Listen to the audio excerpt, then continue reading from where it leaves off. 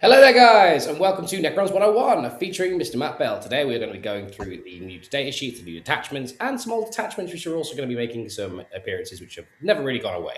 And then at the end, we're going to give you a lovely little tier list at the end with all of the many data sheets that are available. How are you today, Matt? You good?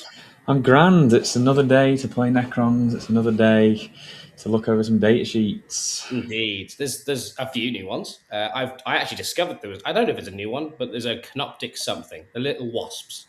I thought they were pretty cool. Canoptek something, Yeah, Acanthrites. I don't know what they're called. Yeah, yeah, kind of like something something sites. like that. Something sites sounds about right.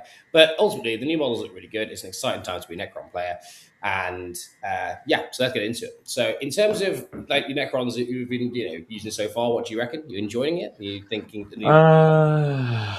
Ooh, what am I? I am enjoying it. I took a break from Necrons for a while to You play did. some other robotic armies, so not really that much of a break in aesthetic, but I've been really enjoying the new stuff that's been coming out, the new character mostly. The And new yes, character's very I good. have, yes, he's very good. And I've been trying the new detachments and stuff, so it's gotten me a bit more excited because destroyers are my favorite units in the Necron book. So it's good that we have a real detachment that is playable.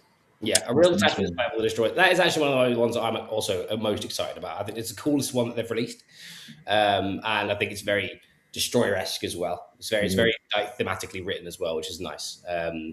So yeah, that's really cool. So let's get into the new data sheets. Okay then, so data sheets. We've got macrocytes. They look cool. Tell us what they are, Matt. Tell us what they do. Give us your knowledge, and are they good?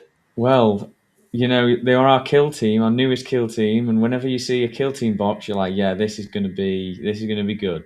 Mm. We were waiting for a while for the rules to come out, and I was so excited. I was like, this could be our first instance of advance and charge. It could give all this stuff, and then yeah, I saw what the data sheets were. I saw how many points they were, and I've not actually ran them myself, Ah, okay. So they're not that unfortunately. exciting.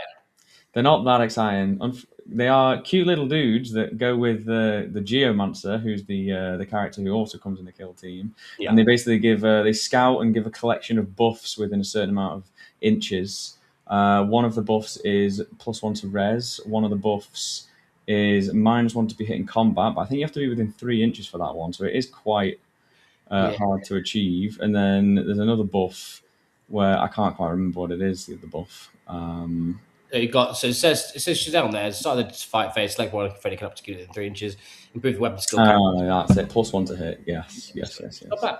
That's pretty good. Yeah, yeah. It's just that I believe it's 85 points for this unit, and they're just 4 or 5 dudes with a 4-up save. So Yeah. it's not the best for the points, unfortunately. But they are cute, and they do let the Geomancer scout. I guess if that ever interests you, but I prefer the Geomancer by himself, which we'll go Yeah. through, I'm sure. The Jazz has a cool little data sheet though as well, which is pretty interesting. We'll Yes. come to that in a second. So yeah, these look interesting, guys. If you want to run some wasps, you can. They've got little needles, which is fun. Yeah. Yeah.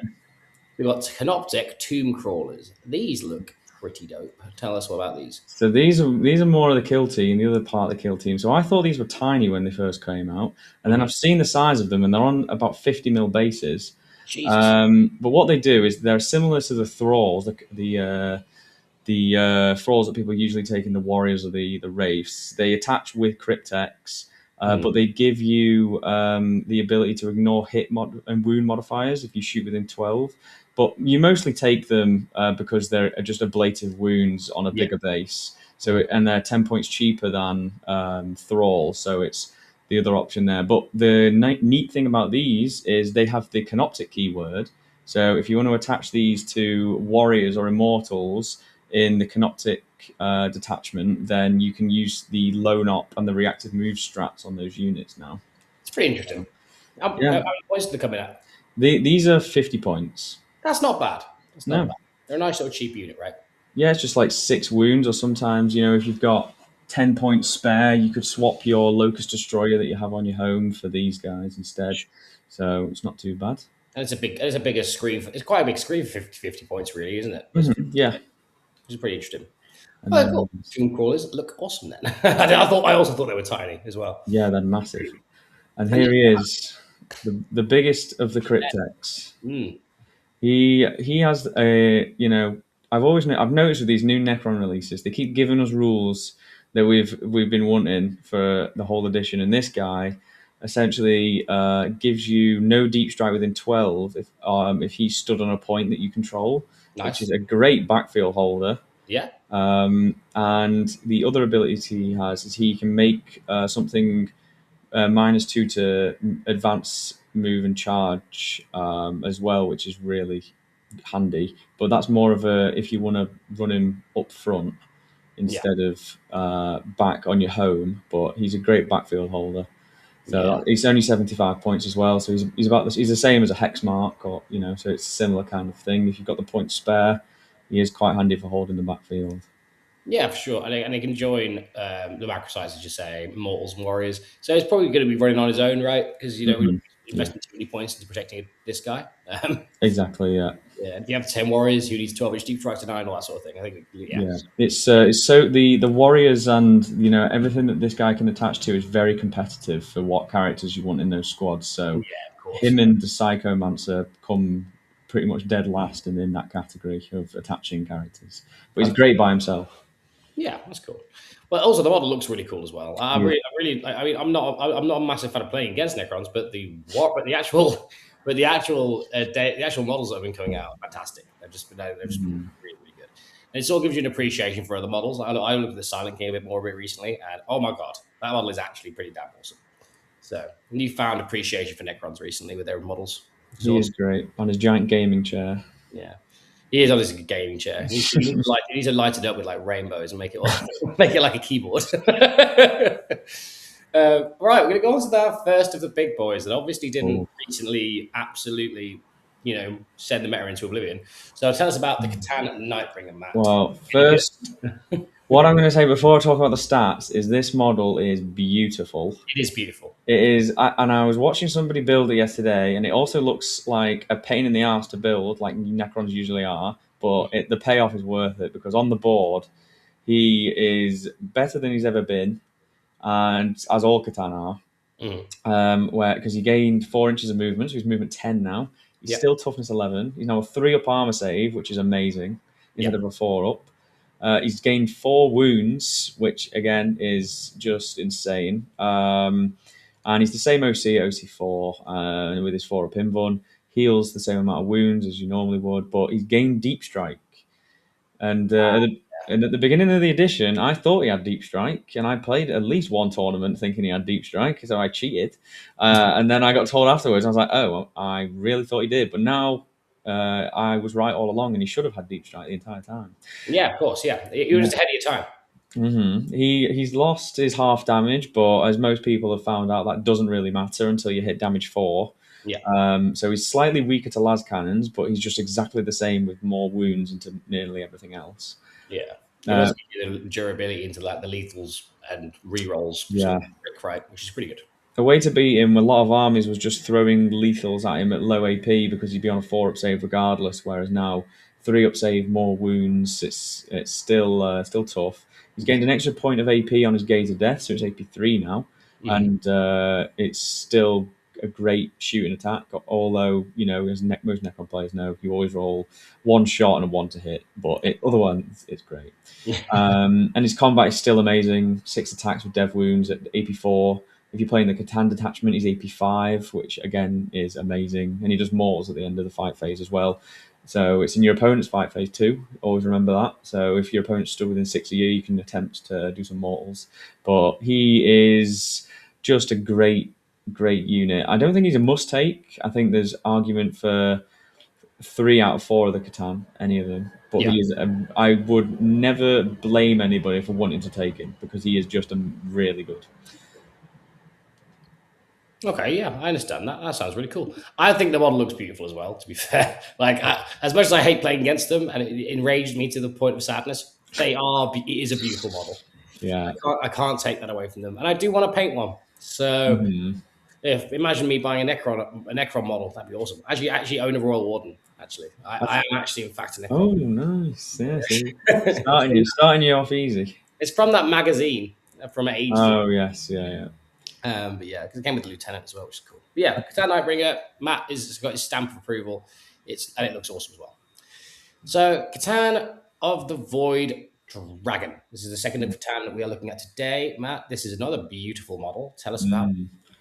This is our anti-tank C'tan. If you don't count the Nightbringer as an anti-tank, whereas he still is, it. Mhm. but he is essentially exactly the same stat line as we've mentioned previously, and he's also gained deep strike, which is great. Apart from his close combat and his one of his shooting attacks are anti-vehicle 2 up, so he is obviously designed to beat vehicles of all shapes and sizes. Mhm. And his data sheet ability is that he can point at a vehicle and heal from it by inflicting mortal wounds, which is obviously a great ability as well, because I believe you don't need line of sight either with it. Yeah, it doesn't. Um, and he's got a very good sustained blast attack at 2 damage, which in like Phalanx, for example, you can do crit fives on, so it's crit 5 sustain 2. Um, and yeah, he's just basically I mean, he's just slightly different to the Nightbringer. I say they're both. There's argument to take either one of them. Yeah. It depends what you're playing against in your local meta. If you're playing against more vehicles, you might be more tempted to play the Void Dragon, or if you just like killing pretty much anything that you want to touch, then the Nightbringer is the better version. But he is also just a great model, as you said. The Void Dragon, super good. Yeah, he's just beautiful, isn't he? I love the fact that he's phasing in and out of different areas with his little Hmm. blocks coming up together and that sort of thing. It's one of those models that you've seen a lot of people do some absolutely insane paint jobs on, and every single one looks amazing. So I could definitely see the value. So do you reckon this guy's one of the auto takes, or do you reckon he's just sort of like in that sort of same category? So this might be a hot take, but I don't think Catan are auto take as per se, because they've attracted so much attention that people are desperately trying to beat them. Yeah. So I think any Catan is a strong choice to take, 100%. Mhm. I probably would recommend taking one at least. Yeah. You can not run any. You don't have to run any. But if I was going to pick between, it's such a hard decision to pick between the Deceiver, the Nightbringer, and the Void Dragon. So really, it's just completely up to you which one you want to take. If you do want to take one, but I would say he is one of the strongest Catans for Yeah. sure. So it's very much so down to personal preference at that stage. Or the stuff Pretty that you much. learn. Yeah. Yeah. Exactly. Yeah. So yeah, well, let's ask the Void Dragon then, guys. Enjoy using him and making your opponent cry as you roll in buns. Next, we have the baby C'tan, Oh. little one. This guy, he is my favorite, and the reason he's my favorite is he moves 2 inches slower, but that profile on a 40 millimeter base is illegal.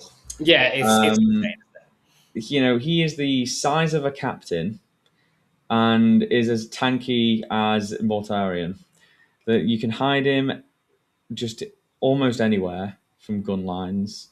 His shooting attack, he has a redeploy, which is obviously really helpful. His shooting attack got a buff of +1 damage, so it's anti-character dev wounds at 2 damage, which most of the time will just kill nearly any little character he'll see out with precision him out of a squad. And he's got 10 attacks at 3 damage, and who doesn't love flat 3 damage? flat 3 damage is good. Well, it's like the Cosmic Insanity. Josh shot me with it the other day and killed my marshal and my lieutenant in the unit. I was like, well, Yes, it's so good. I saw him, do 10 damage to a Dawn.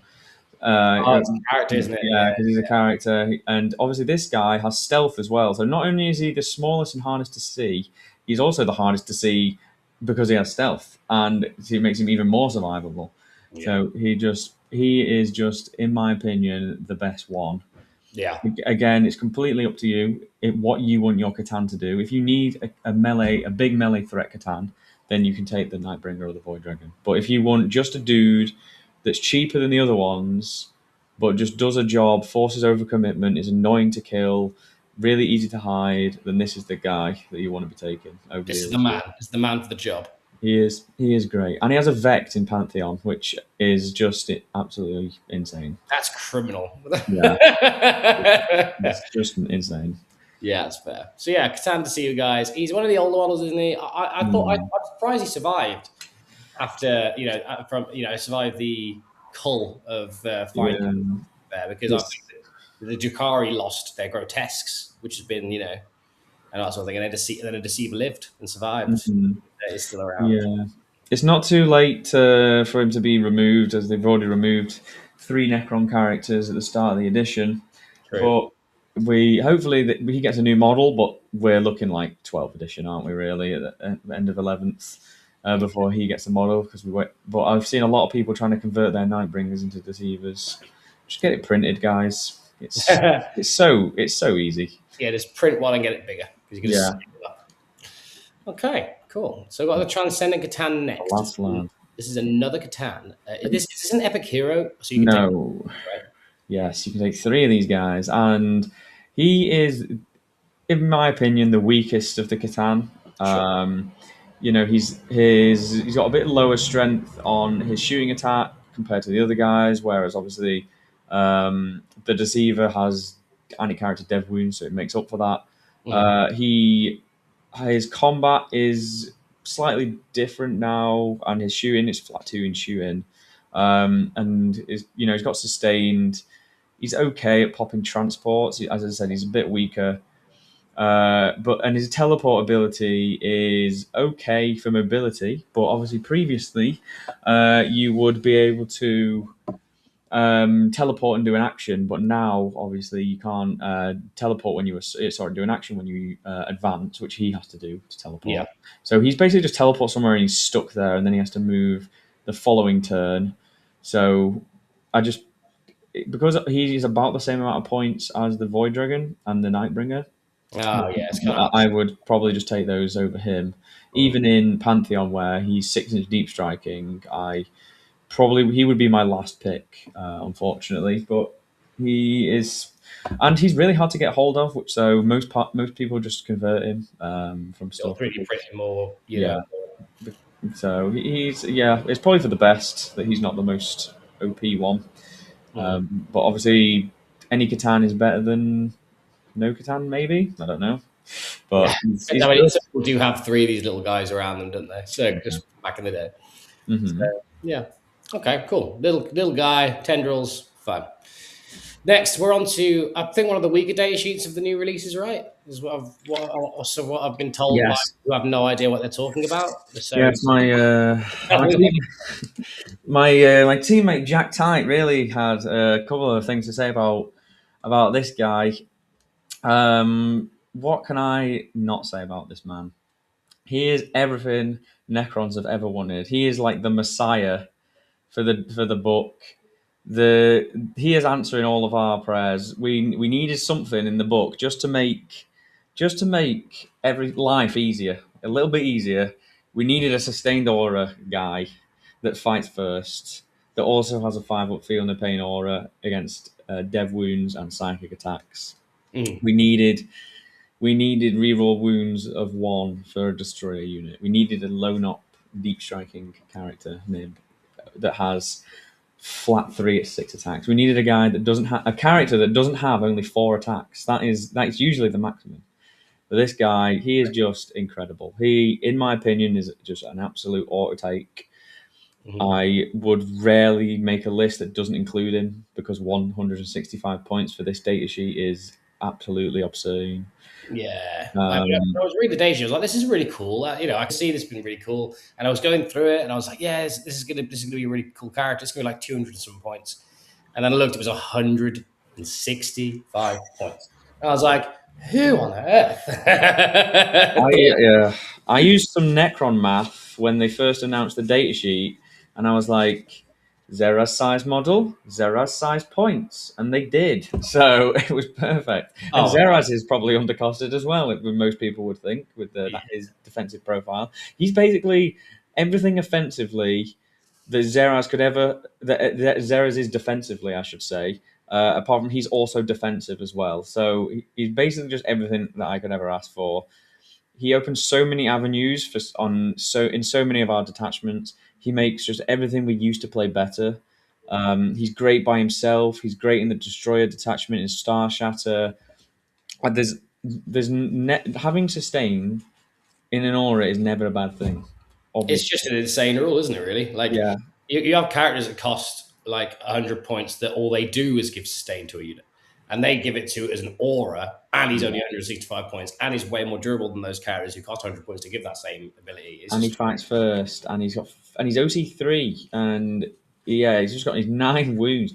His data sheet is scarily close to what Andy predicted it would be, and he is the most biased person I've ever heard when it comes to how balanced Necron should be. So, like, it was absolutely crazy that we saw what this data sheet actually did. I just could not believe it, and you know what? I'm going to say it's great. It's a great data sheet. It needs to be more expensive. I'm a realist, yeah. but having Thank a you for your reality about. We love those. yeah, having this, even if he just had the sustained aura and fought first, it'd be amazing. But the fact that he's got the spider's aura, which is essentially 75 points, which is what you pay for that.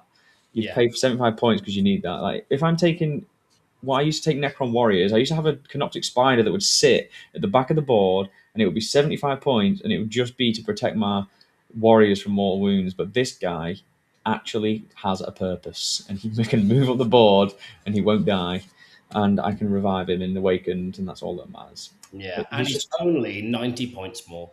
yes, he's just fantastic. I just love him to pieces, and the model looks absolutely awesome. Yeah, Just I'll give you that. The model oh looks absolutely incredible. To be honest, I've seen his. I haven't seen it in person yet because no one has one. But I do plan to get one at some stage. The thing is, I plan to paint a lot of the new Necron characters, which means I might actually end up with a Necron army at some stage, which is a very scary thought, to be honest. But I will literally just have new models. That is it. yeah, the I new refuse ones are to be awesome. a warrior. I Those don't want the old models are terrible compared to the new ones. I saw somebody. I was playing a GT last weekend, and somebody had the new model because they got it shipped out earlier in the week to. Mhm. somehow, and he just looks great.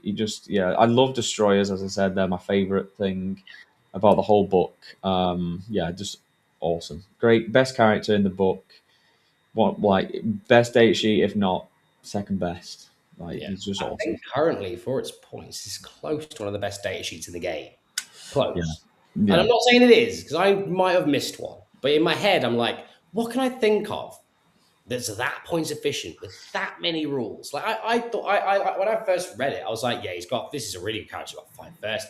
He's got the sustained auras. This is amazing. And then you find another rule on his data sheet, his war gear ability afterwards. You're like, oh, there's another rule. It's like, Yeah, oh, cool. This is awesome. you're basically paying like 25 points per rule if you count his core rules as well. Yeah. No, and that's not including the fact that he's got great combat. Yeah. Necrons have always struggled with low volume of attacks in combat. I don't know why, but Lichguard with Scythes have 2 attacks. Most of the Lords have 3 or 4 attacks. We've never had something with high amount of attacks, but he just exceeds all expectations. He's just incredible. I agree. I think it's also with like the reason why you have less attacks. Maybe is the fact that it's because the Necrons were so heavily defined by the durability skews. If you were durable and killed stuff, it would be sadness. Yes, exactly. Yeah, welcome to the vault. Basically, Yeah, he's like a little vault. He's like a little mini vault, combat baby. vault, combat vault. Yeah, Yeah, come he's just so good. He's too good. Yeah, he's just. You could get rid of a lot of his rules, and he'd still be worth taking at 165. You could make him 205 points, and he'd still be worth taking. yeah, I agree. I would play this guy. I don't know. I don't know unless I actually saw it. At what point I would want to drop him. You I know. think 215 is probably I would still take him. Yeah, I'm like this Like guy. I would still take him at 215. I think I'd still take him at 215. So the limit's probably like 225, 230 maybe. Probably But should do it. yeah, if he got a 50, 55, 60 point upgrade and people still took him, that would be insane. And I think people still would I probably would. because I probably would as well. Because like Yeah, because ultimately you still have to look at the value, right? Like even if he goes up to 200 and something points, right? Let's say it goes to 250 points, you still minus the 75 points for the spider. You still minus some points for the sustained. Like the amount of utility this guy gives you, and the fact that he can just.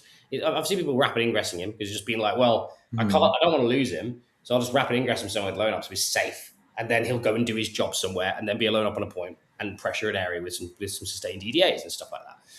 So like I think I'd still take him at 220. I don't know. Yeah. Because there's so many rules and so much utility, and it answers a lot of what the Necrons have, a lot of the problems the Necrons have. I feel like the points cost people are still going to use him at is going to be stupidly higher compared to what his points are now, which is I think what's the highest points increase we've seen in the edition. I'm not sure if I've seen the monolith went up 50. Say again. The monolith went up 50. Yeah, the one went up 50. So this guy could beat that record. Yeah. So could beat that record. I mean, Obviously, I think if he was like 215, 220 points, I think that's probably about fine.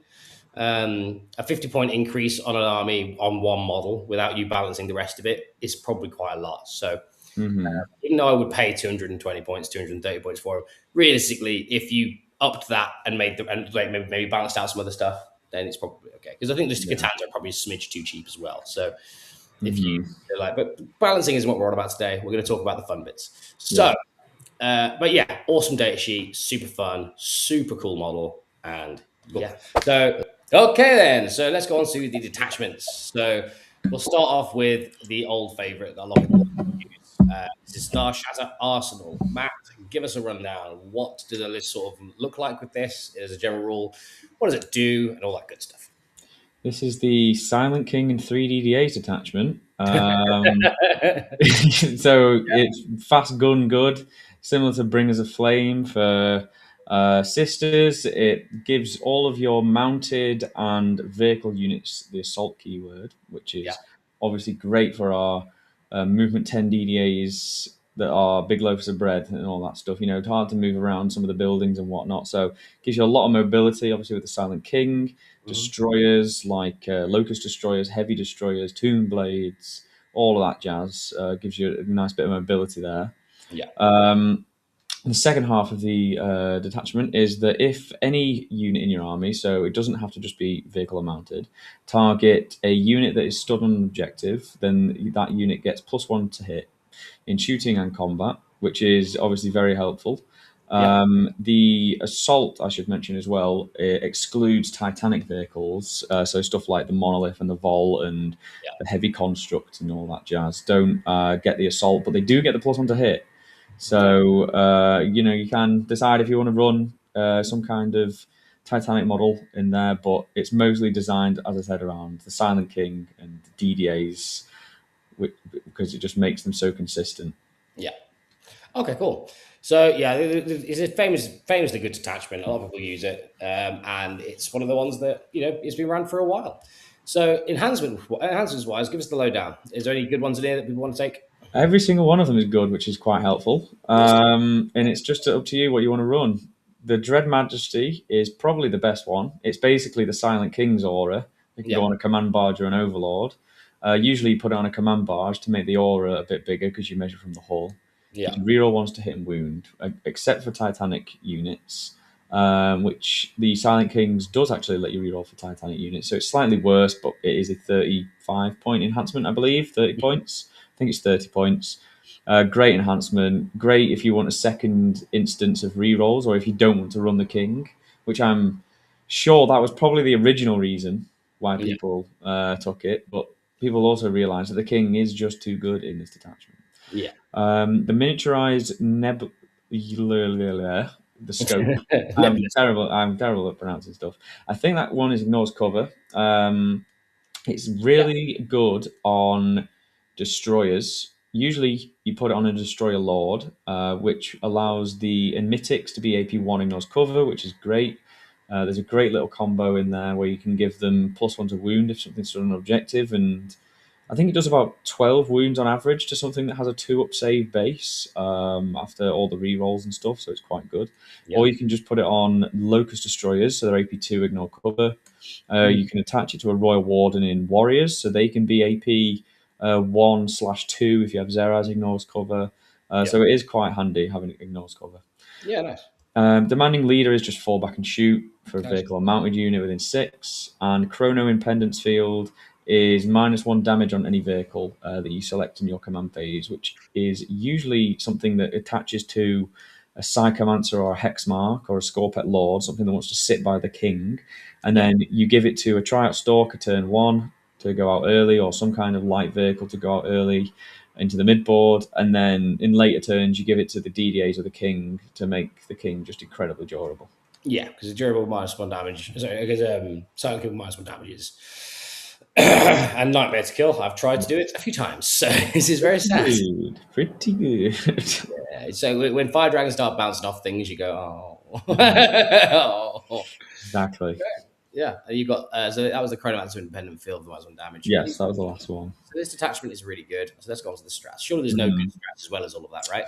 Ah, you'd be wrong, sir. We've So, got quite a good strats. Funnily enough, I don't actually really play this detachment much anymore because it's just not my style. But when I did play it, I'm not going to do this in any particular order, yeah, but I'm just going to read one that I see. yeah, So one of the strats is that you can move a mounted or vehicle unit through terrain features. yeah, A very good strat, helps you with the movement of the DDAs and the destroyers because yeah, obviously they can't go through walls normally. And what's really handy is you can roll your advance roll before you pay to go through the terrain. So you can see how far you advance, and then you can decide if you want to go through the wall or not. yeah, If you're a bit too worried about rolling an advance, you can just auto 6 advance as well for a CP, which again is really helpful, yeah, to get you where you need to be. In some instances, you can get the DDAs moving 18 inches in any direction if your king's chosen the +2 move aura. There is +1 to wound when targeting something on an objective with, I believe that's on anything. You can use it on anything. So yeah. it's quite a good stratagem. It's 2 CP though now, so it's a bit pricey. But if you're running like a Lich Guard squad, for example, with a Lord in it or something like that, then reducing it by 1 is not bad at all. Mm-hmm. There's -1 to be wounded for a mounted and a vehicle unit. That's obviously quite handy. It's only if the strength's higher than the toughness though, so it's mostly going to be used on destroyers Yeah. because they're only toughness 6. Mm-hmm. And then the final strat is that you can, in your charge phase, you can res if you're stood on an objective, which is quite handy for stuff like C'tan. Oh, there is one more actually as well. That's stuff like C'tan, like resing a C'tan on an objective. Richard Siegler for a while was using Wraiths and using that stratagem a lot, where he would obviously just res with a reanimator there at the end of his fight phase. So it's quite a good stratagem. And then probably the best stratagem in the detachment is a reactive move while after you've been shot Yeah. for any unit in your army, D6 inches, which is great. Just again, when I talked about the Deceiver, or like you can have the Deceiver poking out or touching objective, and then if the Deceiver's shot, they can reactive move away. DDAs can poke just their nose out, and then if they're going to get shot by one thing, they can, pardon me, reactive back. Same with Mm-hmm. the Silent King. Wraiths again was a big thing that was used on warriors, but all sorts of stuff like that. So just a great spread of stratagems as well. Yeah, you can really see why it was a very popular detachment for a long time, and yeah, like it's certainly Starshatter. We've all seen it. We've all seen it. We all either love it or hate it, depending on whether you're playing it or not. Mm-hmm. It's all that sort of stuff. So yeah, that's exciting. So let's go on to the Cryptek Conclave. Okay. So this one will cover. This one is not too popular at the moment, is it?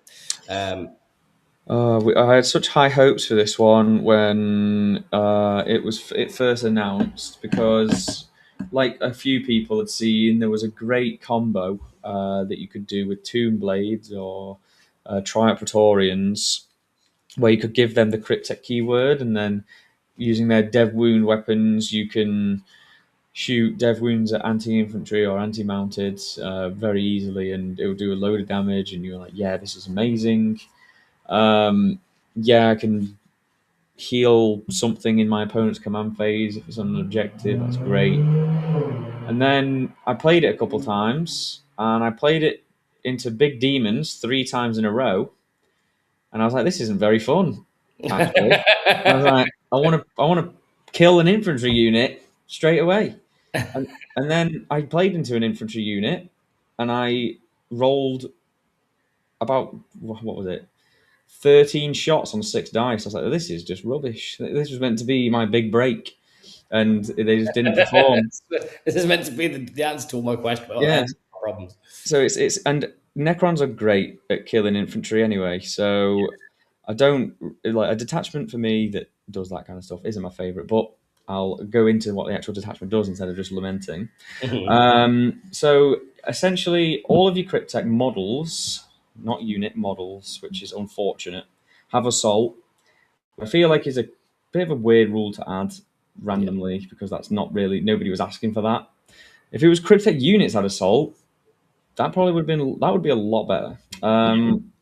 And then when a Cryptek unit this time, so a unit with the Cryptek keyword is selected to shoot, you can pick between anti-infantry 3 up or anti-mounted 4 up, assault, heavy, or ignores cover. So some of those are pretty good, some of those are pretty weird.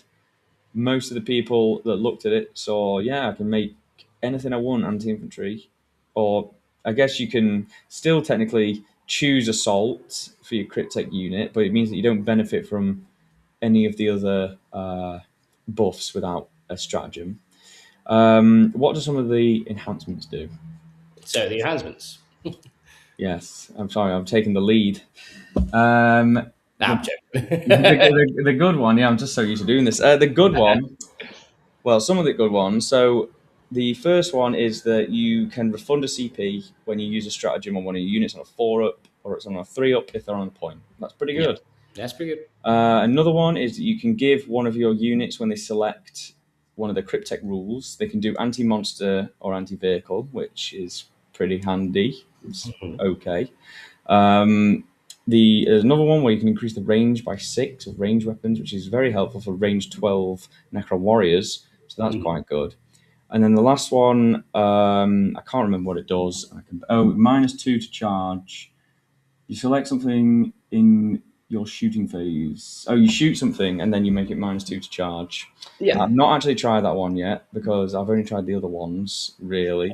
and it's move as well, which is extreme. Yes, move, charge, advance. It's pretty handy. It's basically like the Geomancer. Theoretically, you could put it on a Geomancer, and then between their shooting and whenever their ability goes off, you can make them -4 to everything if it's not got the same keywords. So that's pretty funky, but it's probably not something that's going to come up as much. So some slightly worse enhancements than Starshatter, obviously, but it is hard to contend with. Yeah, that's contend with. So that's the enhancements. So the strats. Tell me about the strats. Does this save them? So the main strats that people saw was I can make any unit a Cryptek unit if a Cryptek's nearby. So you do that to the Tomb Blades, and then you give them anti-infantry, and then they shoot loads of dead wounds. But you can't make monsters or vehicles Cryptek, so you can't do it on the Silent King or the C'tan. So you can't give them assault or ignores cover or anything, which is a bit sad, really. I think it would have been. I don't know. There might be something I'm missing with how broken it could have been, but it would have been cool to do. There's another strat where you can res in your opponent's command phase if you're holding an objective. I think it's just if you're on it. I can't quite remember. I can't quite see it. And then there is It's just within. you can give a unit a second Cryptek buff, which is pretty good. Mhm. Just lets you choose make a unit be like, say for example, ignores cover and assault. Yeah. There's a CP for a 5 up invuln on warriors or a 4 up invuln on immortals, which can possibly lead you to not want to play Orokin. So you can actually put something else in warrior squads and make them semi-durable. Obviously, they won't be as durable as Orokin, but maybe like a Technomancer with a 5 up Fiona Pain or a Chronomancer with stealth and a fire and fade with the option of a 5 up invuln might be better.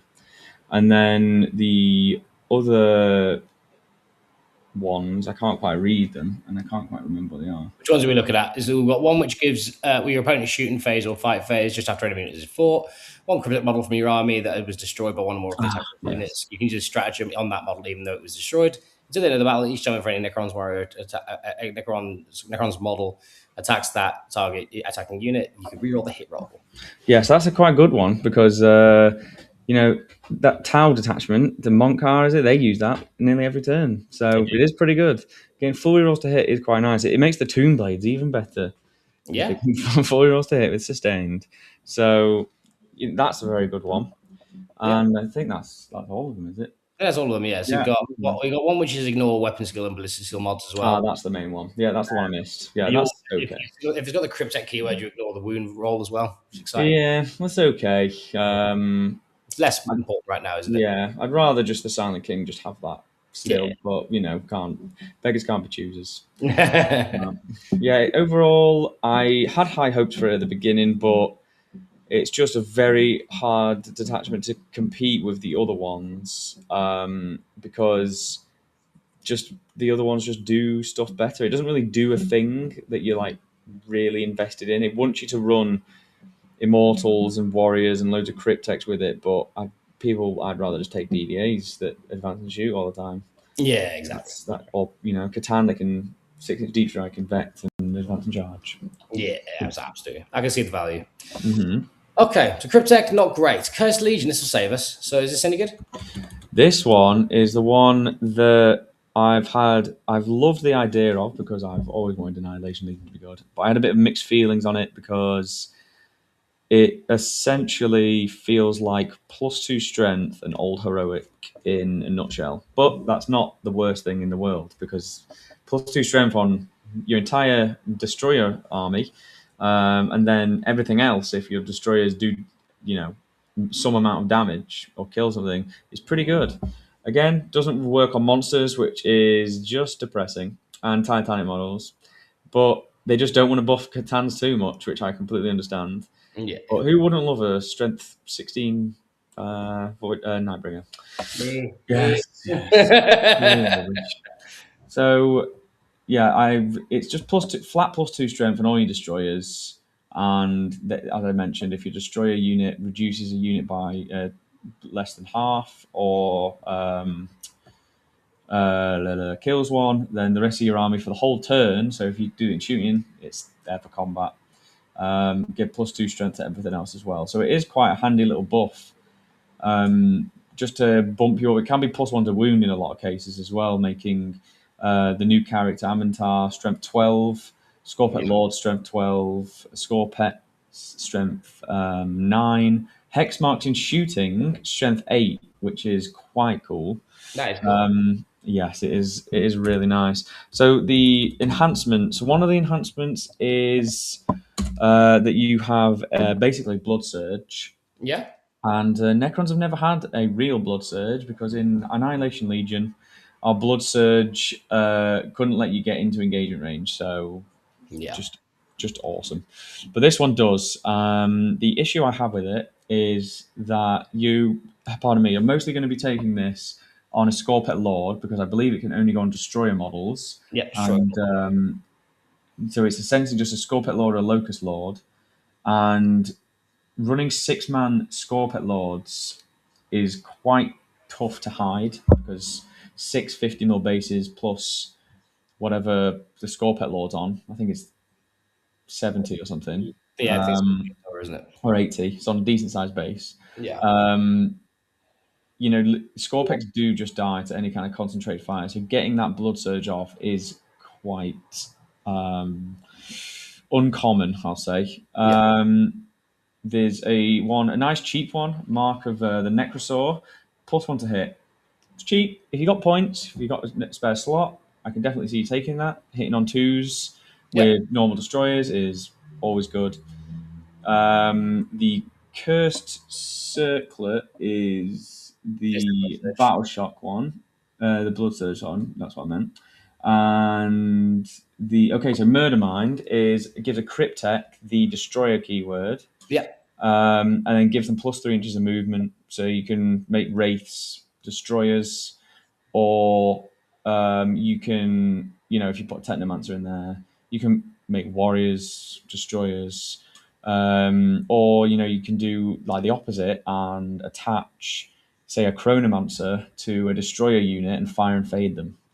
Or you can do That's a exciting. yeah, or you can do Jack suggested and put them in a night scythe, Yeah, yeah, yeah. which I don't even believe that they can fit out of one, but around it. But here we are. I appreciate the effort. It's probably not. I don't really like it that much because I like the idea of the fire and fading one, but it's always tough to decide if you want either crit fires with the Locust Lord or um, if you want to fire and fade, and making wraiths. I just don't think I don't like wraiths personally. I'm a wraith hater. I'm sorry, so I just don't think that it cuts it for me. But my favorite one is the destroyer. Ah, yes, another word I can't pronounce. I'm such a terrible Necron player. Robot Like version. you're in a boop beep boop. So they can go on a Catacomb Command Bard or an Overlord, but you're probably going to be wanting to take this on an Overlord. It gives the Overlord the Destroyer Cult keyword, which is great because he will be going with Lich Guard most of the time, which makes them destroyers. I don't believe they get the +2 strength straight away because it's Destroyer Cult models, Mhm. but they will get the +2 strength if all the things kill it. It's not the end of the world, but it gives the unit +2 move and it gives the bearer +2 attacks. So if you're taking a Translocation Shroud Lord, he auto advances 6, so that unit is moving 13 inches and charging guaranteed, which is much faster than any Necron infantry has ever gone before. Yeah, that's pretty good. Um, I like the idea of that. It's yeah, it's a turning up. nice little missile unit that you can just send at your opponent, and it's durable enough where they actually do have to commit something real to it. Yeah, Lich Guard before, where they're just trundling up the board at 5-inch move, is completely different than the stacking buffs that you can be using on this detachment. So yeah, the enhancements are a mixed bag. I do like that one though, making Lich Guard destroyers. yeah, that is cool. I think that's one of the cute tricks. I like the idea of the destroyer brick be fire and fading back into a night scythe. That's hilarious. Um, So dumb. so dumb, so dumb. Whether it's good or not, I don't know, but Who it's knows? cool. But You that don't is even. Oh, well, sorry, go on. I was going to say you don't even need to fire and fade into the night scythe because its ability just sucks a unit next to it up. So you can go for the, as Jack mentioned, the Plasmancer just for the crit fires as well. oh, But that's it is the Chronomancer just making the -1 to hit and fire and fading just on the board seems all right. To be fair, yeah, can't yeah, complain. value. Okay, cool. So that is the detachment rule and the enhancement. Hmm. Let's go on to the strats. So yeah, you break it down for us, buddy. Okay, so first one gives any non-vehicle monster unit sustain 1 in shooting or fighting. Mhm. Um, yeah, just giving Scorpex sustained, giving without having to have Amatar nearby, giving Locust Destroyers sustained, so they're sustained lethal, 4 rolls to hit Yeah. near an objective. It's obviously just increases your damage output, which is exactly what we want. It's a Hmm. great strat, just nice and simple.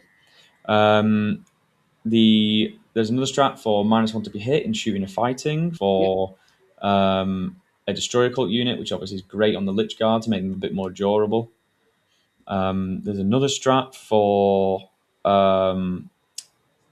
if a destroyer cult destroys an enemy unit in a turn. Um, if there's another unit within 9 inches that's not a vehicle or a monster, then they can reanimate. Nice. It's not it's kind of situational because you've got to set it up right, but it could come up. Mhm. Um, so there's a CP for advance and shoot / advance and charge. You can only use it once per turn though, but you can use it in the shooting or the fight phase, which is worse against Vect, but it is nice that you can do it. You can advance and shoot something and advance and charge. Yeah. Um, as well, so you can do both if you happen to be able to do both.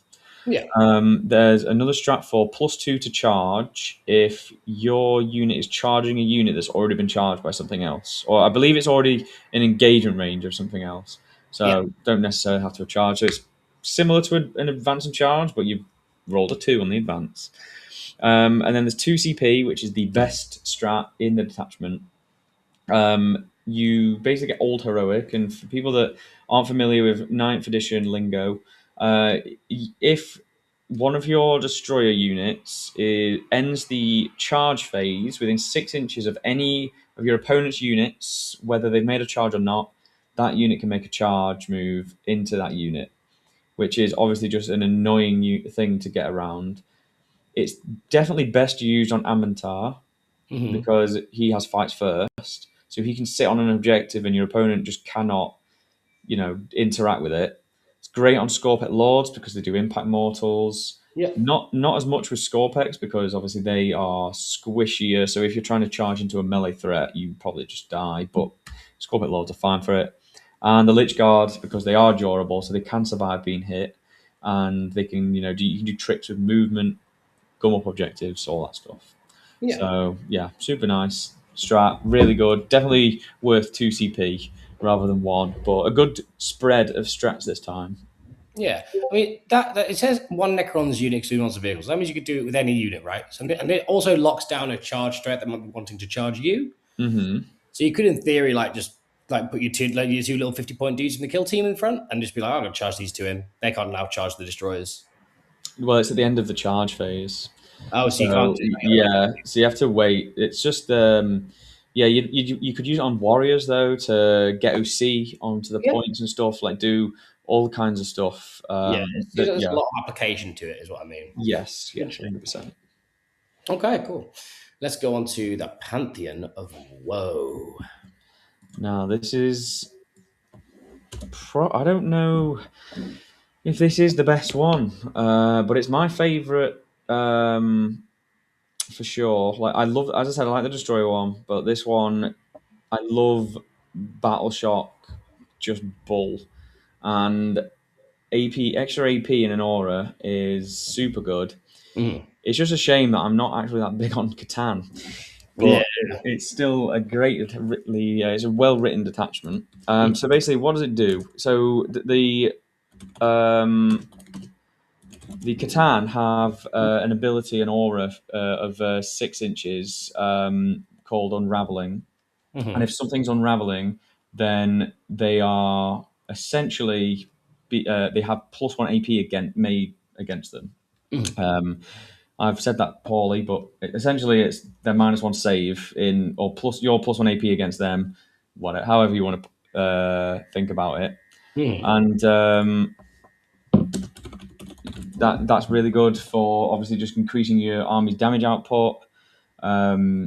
You can at the start of any phase, you can take 3 mortal wound on a C'tan and increase the aura to 9. Yep. So those Transcendent C'tans at 6 inch deep strike in this detachment can increase the aura. And you can do some weird jank that if your C'tan's, say, about to die, he's on 2 wounds left, and your opponent wants to charge onto the point onto him, you could, at the start of the charge phase, take the mortal wounds and die, and then they can't charge. And then you can spend a CP to blow up on a 3 up or 4 up or whatever it is. So it's funny combo. But when you take a tan in this detachment, you have to take a special enhancement on them, which is already baked in and it's paid for.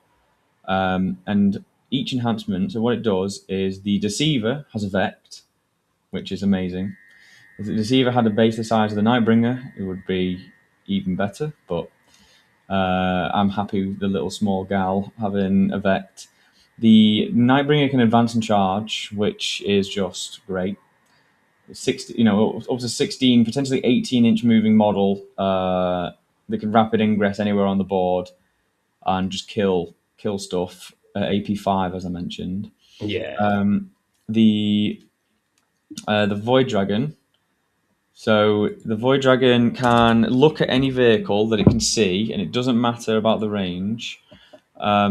They can basically say, "You're -1 to hit me," and if you fail this leadership check, then you're also -1 to wound as well, which is super good.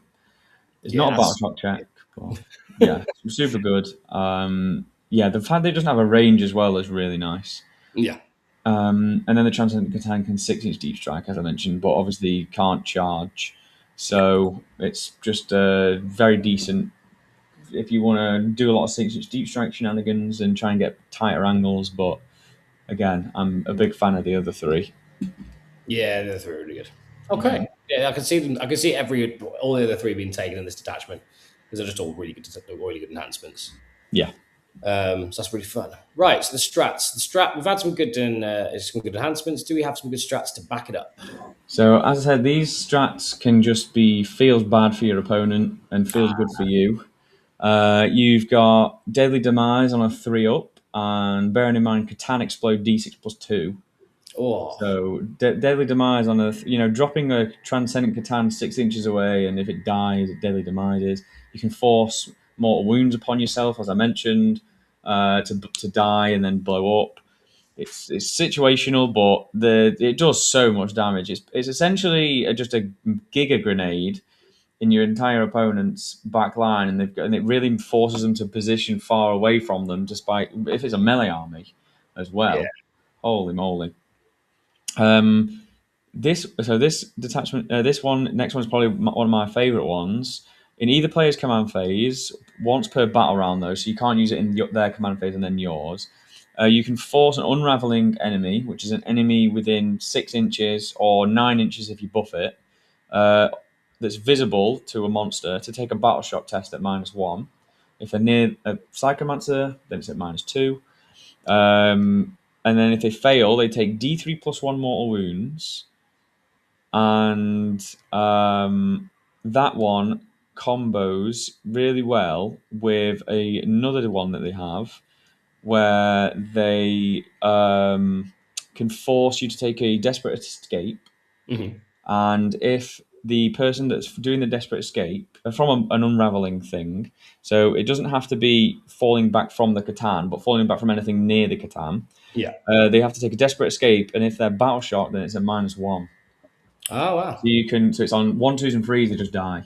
And Yeah. against elite units, elite armies, like Custodies are going to struggle into this anyway. Yeah. Custodies, just elite armies, Victrix, anything like that, they're really, really going to struggle because you just force a battle shock, and you don't even have to force the battle shock. They still do desperate escapes, which is really risky. Yeah. And also, you've got to keep in mind is it works on monsters and vehicles. Yeah, that's pretty good because normally Yeah. these things are locked down to Mm, not monsters and vehicles, right? So it's yeah. not it's probably going to make it a little bit more awkward for it makes Glades a little bit less maneuverable, I suppose, right? Because if it kills a tank, tags a tank, Yeah. like, so that sort of stuff. Yeah, if you manage to get the battle shock off, it obviously swings primary, which is Yeah, great, of course. in your opponent's turn, so they're not scoring it. And then say Angron, full health Angron is in combat with you. I've passed all my invulns, of course I have, Of course you have. and you're in combat with me. I've seen combat through my turn. You've also passed all yours, and you're like, well, screw this. I'm going to fall back. I'm going to get the primary anyway because I'm OC6 and you're only OC4, and I'm going to go, well, take a battle shock. You fail it. All right, well, if you want to fall back, it's a desperate anyway. But now you die 50% of the time and you can't re-roll it. Like, do you want to take that risk? And it Yeah. could be on anything. It could be on a Stomper. A Yeah. Stomper. It could be on a Taunar.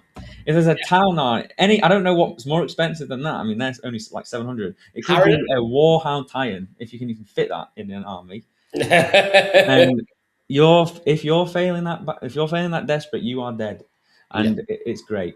Love that one. Anyway, fight on death on a 4-up, Mhm. 3-up if the unit's unraveling. Which guess what? The C'tan make you unraveling. Yeah. So 3-up fight on death is so good in with C'tan. Just yeah, it's just awesome.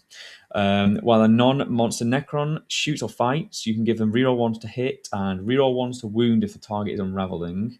Can't use it on C'tan, unfortunately, but it is helpful on stuff like the Silent King if he wants his other auras in play. Amentar if he's just dotted about doing his thing, Yeah. or whatever else. Shooting or fighting, reroll ones to hit and wound. Pretty good. Yeah. And then the last one, When a C'tan destroys an unraveling unit in either the shooting phase or the fight phase, you can activate reanimation protocols on a non-monster unit within 6. So it's similar to the destroyer one, but it's a nice little res.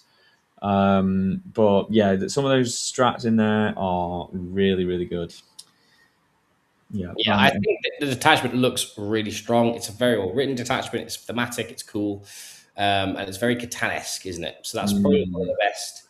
Well, I think probably one of the better ones. Obviously, I like the destroy one as well. I think these two are my yes, favorites yeah, yeah, yeah, hundred out of the percent. ones. But yeah, so and then we're back onto the normal stuff. These are the new detachments, then, guys. I really hope you have fun with them. Next, we've got the tier list coming up, so let's get on to that.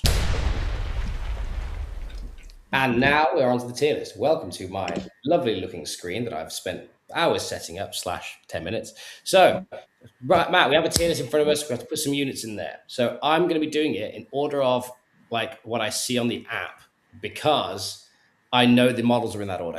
Nice. Yeah, So that makes a lot of sense to me. So we're going to start off with something easy. So we're going to have we have the Catacomb Command Barge. nice. Carcon Command Barge. He's pretty good in a couple of our detachments where Starshatter, you can give him reroll ones to hit and wound aura. Great. Yeah. Awakened, very good because gives warriors OC, wraiths OC, all that stuff. He's pretty good all round. His damage isn't very high, but he's a great utility piece. So I put him in A tier. An A tier. Oh, Yes, starting strong. I think he's A tier because of just how good he is in Star Shatter, the re rolls, and he's just great utility. Resorb, super good, especially if we're talking in comparison of those attachments. Awesome. Okay, so we started strong with this guy. He's also I actually kind of like, even though it's one of the old ones, I still kind of like it. What the Yeah. aesthetic, the baby croissant's cool. Mm-hmm. Next, we're on to the Chronomancer. He has a little ball. What does it do? The little ball tells him the future. It's like the 8 ball where he Hmm. shakes it. And he's like, "Do I go in yet?" And then he looks at it and he says, "No, fire and fade back." And Yeah, it does it sure. every time. Hmm. What do I think of the Chronomancer? So he, for me, is a situational um, piece. He is something that you traditionally take with your second warrior squad when people were running that. Because the fire and fade is obviously very nice. The flat Hmm. -1 to hit shooting combat is very nice. Yeah. He is probably okay in the destroyer one, as I mentioned, but he could easily be taken, over the Plasmancer, the Psycho in a unit. So it's between those two, whichever you fancy. If you want either fire and fade in or more damage. So for me, he goes into B tier because Eight. he is a solid choice, a bit more situational, but not a bad unit at all. Nice, nice. Solid start there. Solid start. Then we're on to the Deceiver. This guy, obviously, you said earlier that he was pretty good. What unit? So Do the he's tier. going in D for Deceiver tier. No, he Yay! is going in S tier. And why do I think he's in S tier? Because I personally think he is the best Catan. He is tiny, he is strong, he is smart, he is He's strong everything and he's everything I want. And I would run the Deceiver over all of the other Catan just because I love a stealthy unit that's just that small. Great He unit. defend, he attack, but most importantly, he eats characters like a snack. Yes. And he has a Vect, and I am actually addicted to Vex after the last weekend. So Yeah, I'm also addicted to Vect after using like Karos. I'm like, oh, so good. so good. Holy So crap! next we have the Nightbringer. Nightbringer, we like him. We love his No. model. Tell me about him. The Nightbringer again, probably in S tier. And the Yeah, Nightbringer is just got a good bang for buck. Super durable. I love the picture that's been used. It's a yeah. great I'll give looking credit to the Nightbringer. artist actually. I've That said is if a I, great looking Nightbringer. yeah, And yeah. He's super really good cool. unit. He's just great. Do like again? I don't think there should be too many Catan put into one list because you can fall down a bit of a trap doing so. But he by standalone by himself in whichever any detachment, he's good. You can just pick him up and put him into any detachment, and it will probably make the list better. So that's why he's an S tier for me. Yeah, that's fair. I'll try and find the artist later, and I'll just give him some credit. It's a guy who does a lot of stuff on Reddit, but he painted it really nicely. And here it is. It's actually it's Goonhammers. Sorry, it's Goonhammers. I'm looking at the wrong model. So Goonhammers. This is Goonhammers Nightbringer. He looks mint. I really like him. He's got little scarabs coming off as well. Yeah, he I looks love awesome. the pink OSL. It's great. Okay, so that is the C'tan Nightbringer. Next, I think you know who's next. We're looking at the C'tan Void Dragon. What do you reckon? Oh well, I'm gonna have to just think long and hard and put him straight in S tier. Cool, cool, cool. Well, He is. I know that you He, like the Nightbringer and Deceiver. Is he above the Nightbringer? Is he below the? he is the bottom. I think he's below all three, but below both of them. Yeah, Yeah, he personally for me, he's worse than the other two because the Nightbringer is better into more things, whereas he is specifically better into vehicles by usually one to wound because he's wounding on twos and the Nightbringer's wounding on threes. Yeah, but he's super good. Ability's good. He's yeah, just great stats at the moment. nice. I'm just trying to find my Geomancer one. He is the next. He's the black background. The only one with a black Oh, of background. course, yeah. There we go. Thank God. I don't think I had him. Where do you reckon this guy sits? So, again, he's a great backfield holder, but he's not necessary in every list. He is one of those guys that, you could easily just do, as I said, the two tomb crawlers for a backfield holder and just have other things screening. Yeah, He's, a bit more vulnerable to indirects. He's obviously 25 points more expensive than those, or 35 than a normal Locust Destroyer. yeah, So he's not a complete auto take. So I'd say he's once again B tier, yeah. and that is because his role as a backfield holder doesn't really synergize very well with the other ability to reduce movement. Sure, sure. Like if he had some random indirect or something, that would make him even better. But hey, Yeah, he's just. beggars can't be choosers, as we've said. Mhm. So now we've got the Geomancer in. We have and next on our list we have the Hexmark Destroyer. Where do you reckon this guy sits? Oh, so Hexmark Destroyer. It depends what detachment you're playing. If we were talking about Hypercrypt, he's in S tier. If we're Yeah, talking about Awakened Dynasty, he's A tier because he's a great little solo character. The Destroyer detachment, he's probably S tier as well because Strength 8 on his guns is just really good, and him sat next to Amantar is also good. But he isn't an auto take. But he is a great lone op with a great gun, and he shoots back. So he's going to go in A tier for me. A tier. Above or below the command barge? I think he's above the command barge Ooh, there we go. for So me. our little pistol friend has gone above the command barge, and that is pretty fun. I hate Xbox destroyers have always bothered me. I've always forgot their rule when I I was love first them. learning the ropes when I was like trying to learn the Mhm. game. I But yeah, love them. I love them so much. They're so cute. Their gun is so obnoxious.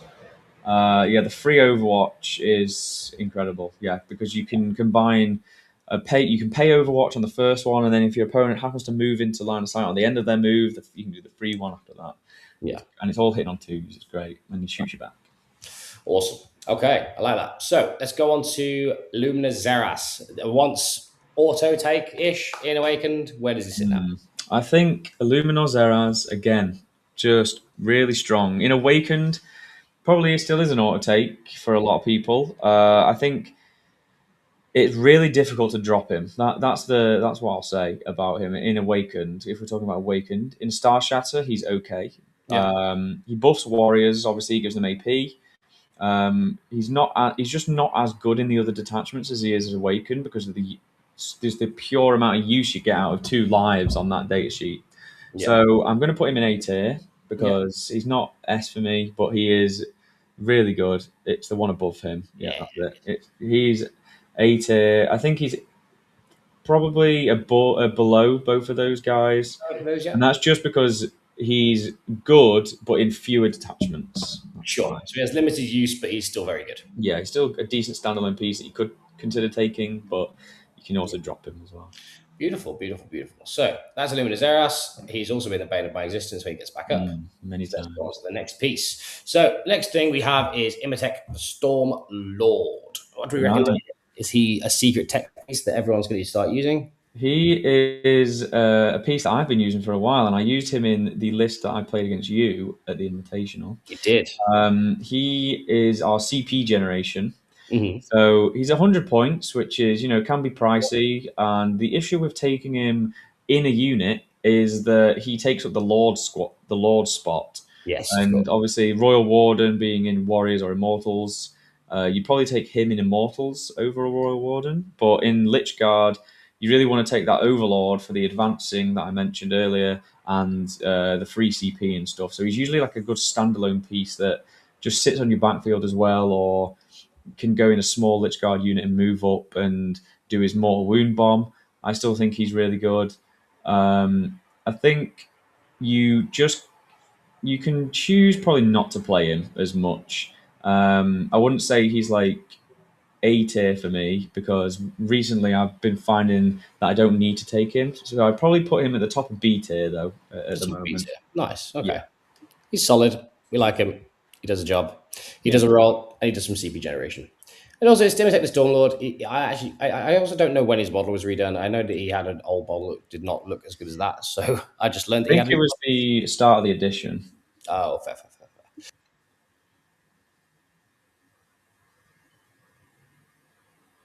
Ah, bless That's me. you. Thank you, sir. Right. So that's Imotekh the Stormlord. Let's go on to the Locust Lord. Locust Lord, so he is pretty good. Hmm. He gives the unit he joins crit fives, which is obviously really good, and he also has a res orb, which lets you heal d6 wounds at the end of any phase once per game, which can come in quite clutch. Yeah. Um, Now, again, it really depends what detachment you want to play. He's great at holding some enhancements for Starshatter. He's great in Hypercrypt if you want to, like, again, enhancement holder. He usually goes with Locusts or Mythics. You get the most value out of the crit fives from the sustained in the Mythics or the Lethals in normal Locusts. So I'd probably put him in A tier, and Yeah. I'd put him above Zeraz, but below the Catacomb Command Barge. Nice, nice, nice. Okay, that's a solid place for him to go. Yeah, I think the Locust Lord is one of those things where in a lot of detachments he just has so much use, right? Like Mhm. it's just crazy. Next we have probably one of the more average, pieces that we're going to see throughout the day is Necros or Amatar. What do you reckon?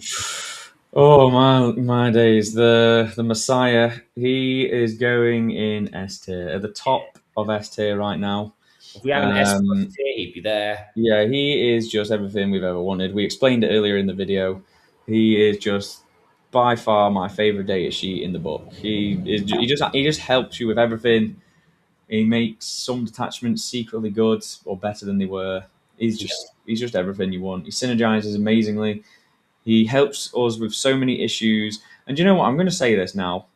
I've heard a lot of people complaining about how Necrons didn't need fights first, and there should just be some things that some people are good at. And do you know who's been saying that?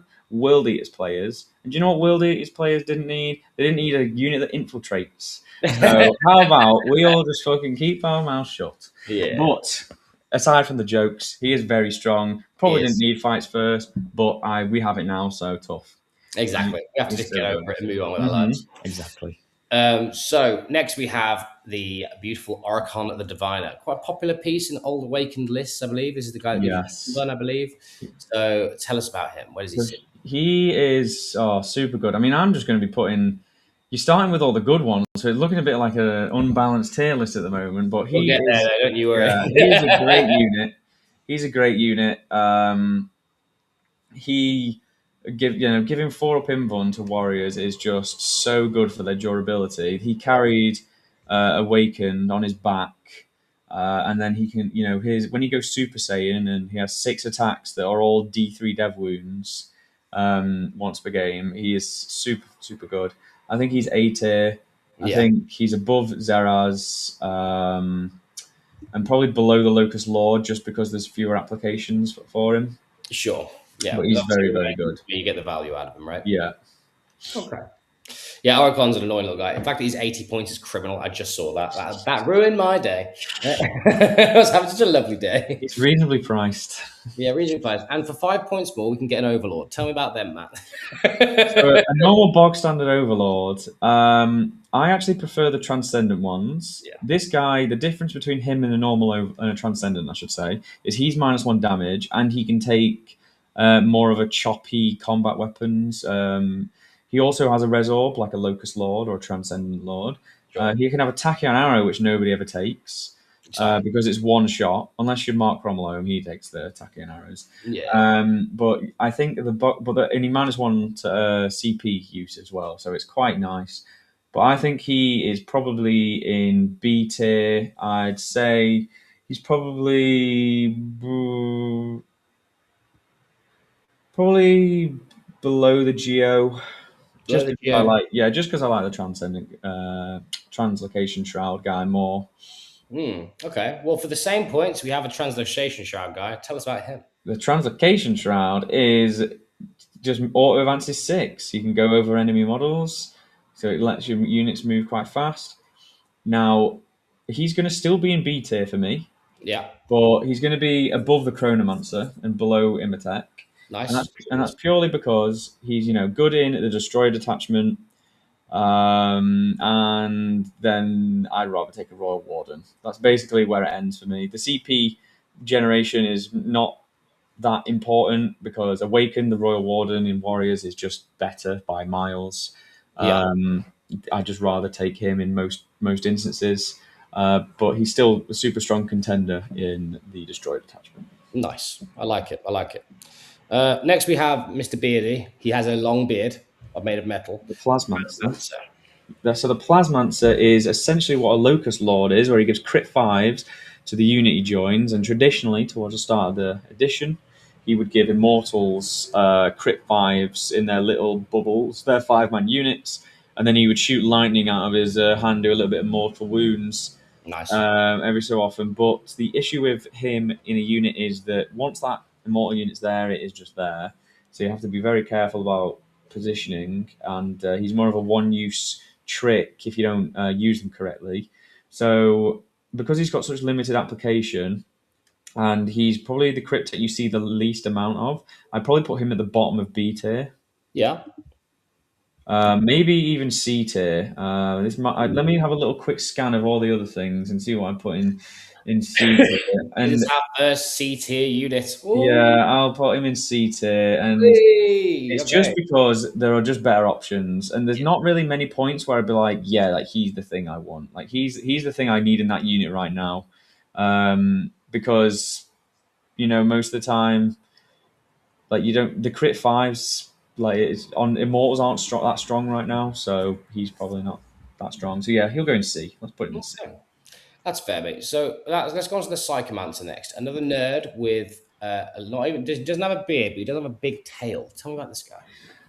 So the Psychomancer was a bit of a hidden gem that, and I'll shout him out. Walter from Team America played him, and I never even really looked at him. I said he was a bit of a cute unit, and then I was just wrong, and I'm happy to say that because I've played this guy many times now, and he is just amazing. I do not build a Awaken list without at least 2 of these in, because I'm sure you played against them before, Ed. They I are won't lie. I think the most. I think for their points, they're broken as hell. 55 points. They are so broken. Like they've never had a touch of they are points. so good. Insanity. 18-inch battle shock force at the start of any phase. No line of sight required. It's just great. Range. It's just Awaken, they come back. Starshatter, they're a great holder for the -1 damage. Shout out to Danny Everson, who's the first guy that did that. They are great at holding that enhancement. The forcing the battle shocks helps so much within the yeah, meta. Back when orcs were good, it was really strong. yeah. Back when like Admech being good, they're strong. World Eaters, they're good being strong because you can't blood surge. Victrix, Yeah. yeah, you've experienced that. They are just amazing. I mean, I'm going to put them in S tier. Yeah, I think You you're right. don't have to include them in every single list, but like I just if I can, I will put these in the list over a heavy destroyer every time. Yeah, it because just feels like they're too good not to take two off. I think every list has two. That's where I'm at. Just because the ability is so broken. Like I can't. I'm not saying that they. I'm not trying to moan about it. I don't want to make that a point of here. But it is so unbelievably, incredibly strong to be able to force a battle shock at -1 and have do it multiple times. You can do it on the same unit. It's just like the application of these is immeasurable, and it also shuts off having to think about stuff. Like, do you know what I mean? Like the one thing Necrons needed was to just be like, I don't want to think about that situation. So what I'm going to do is force two battle shocks on that, so I don't have to worry about Overwatch, don't have to plan about that, anything like that. yeah. So it gives you a layer of security and also gives you less likely to make errors because the thing that you want a battle shock in this situation is normally pretty obvious. So yeah, Psychomancers in S tier, totally agree. They're And actually the nice thing about them is when your opponent plays against them, you have to worry about being forced to commit 2 units onto a point to deny the primary. So it yeah. combines really well with your other units where, you just put a unit on and they're like, well, I'm just gonna put like this chaff unit on the points, like we're like battle shock now. Yeah. And then you get the primary anyway, and they've lost the unit. So yeah, Yeah, great unit. and they could just lose the primary anyway. Just be like, battle shock on that unit, fail, battle shock on that unit, fail. Yeah.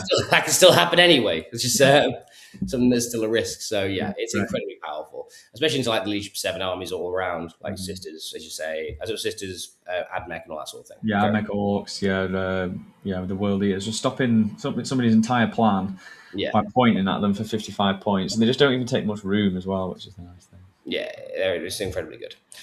Okay, so that is the Psychomancer. Let's see who's next on our list. I believe it is the Royal Warden. Yeah, it's the Royal Warden. Royal Warden who's next. Right. I own one of these. Tell me how good they are.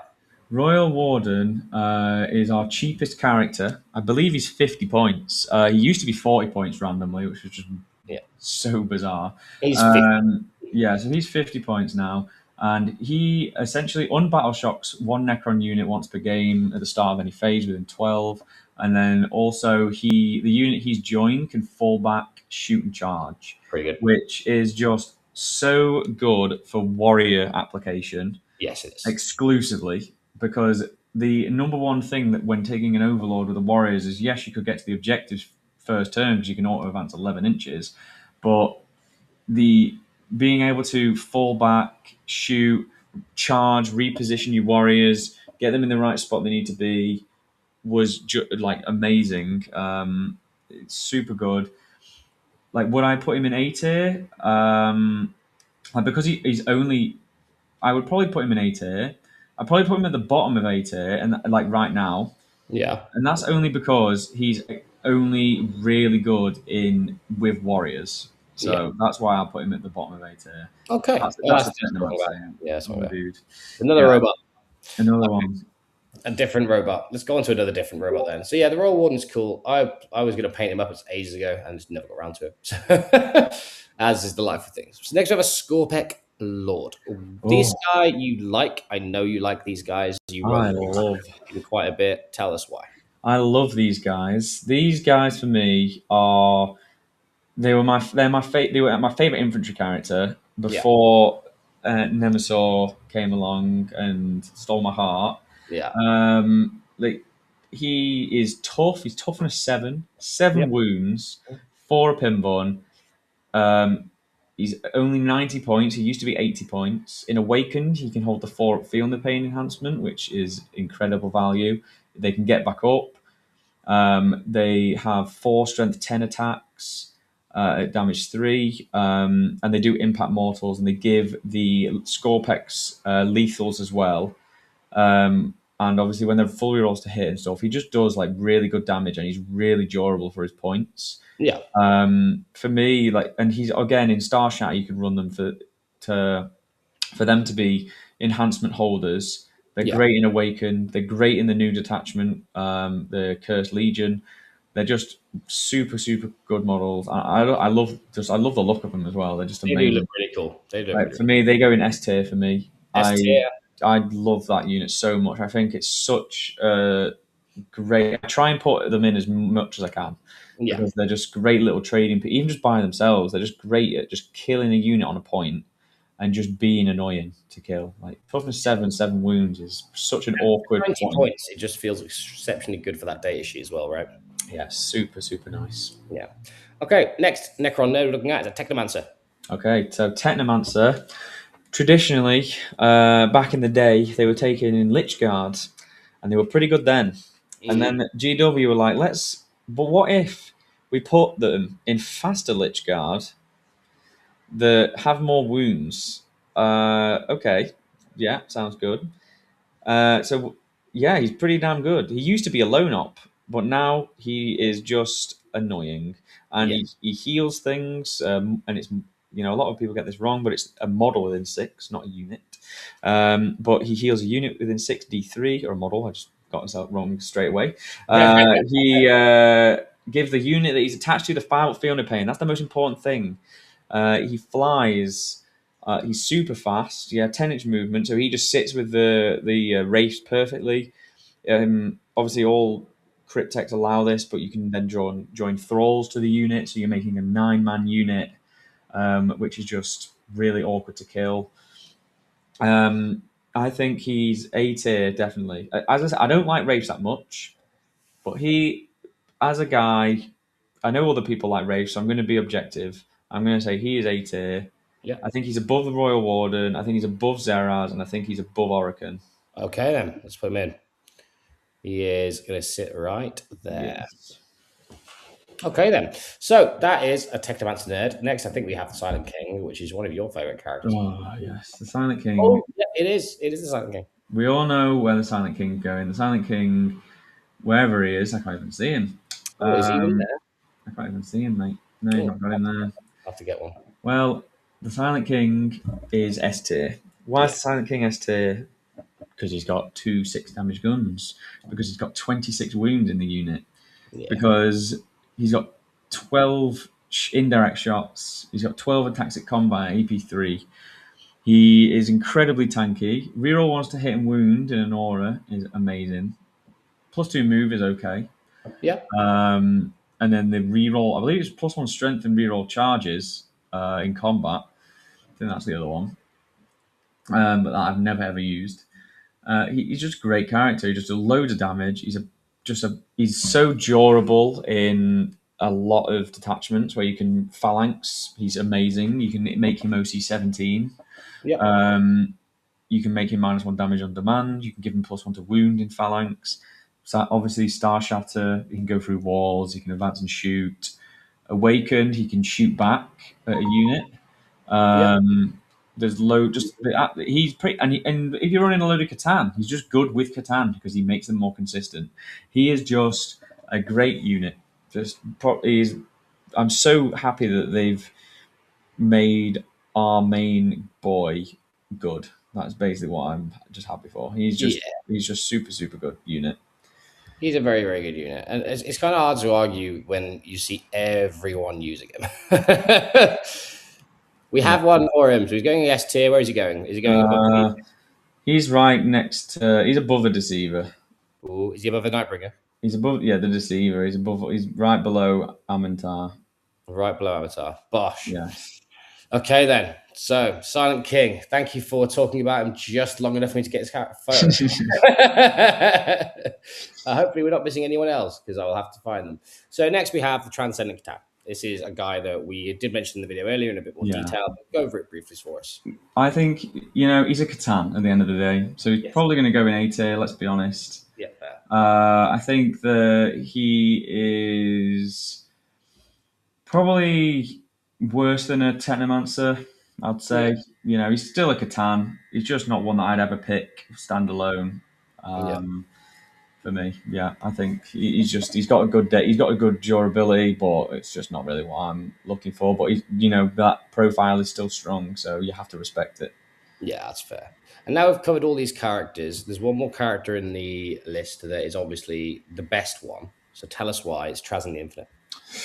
Trazyn the bin diver. Oh, I mean, they've missed all the mark. Do you know his weapon's called like the trans something obliterator? I can't. Transpathic obliterators. He's got an amazing name. It's like AP0 or something. It's I'm gonna look it up super quick. But while I talk about it, Trazyn, his ability, he can swap into a surrogate essentially, where he becomes another character, which would be great if he wasn't worse than every other character that you can take Necrons, Yeah. um, and so it's just a wasted ability. He can make if he's leading a unit, the unit has sticky objective.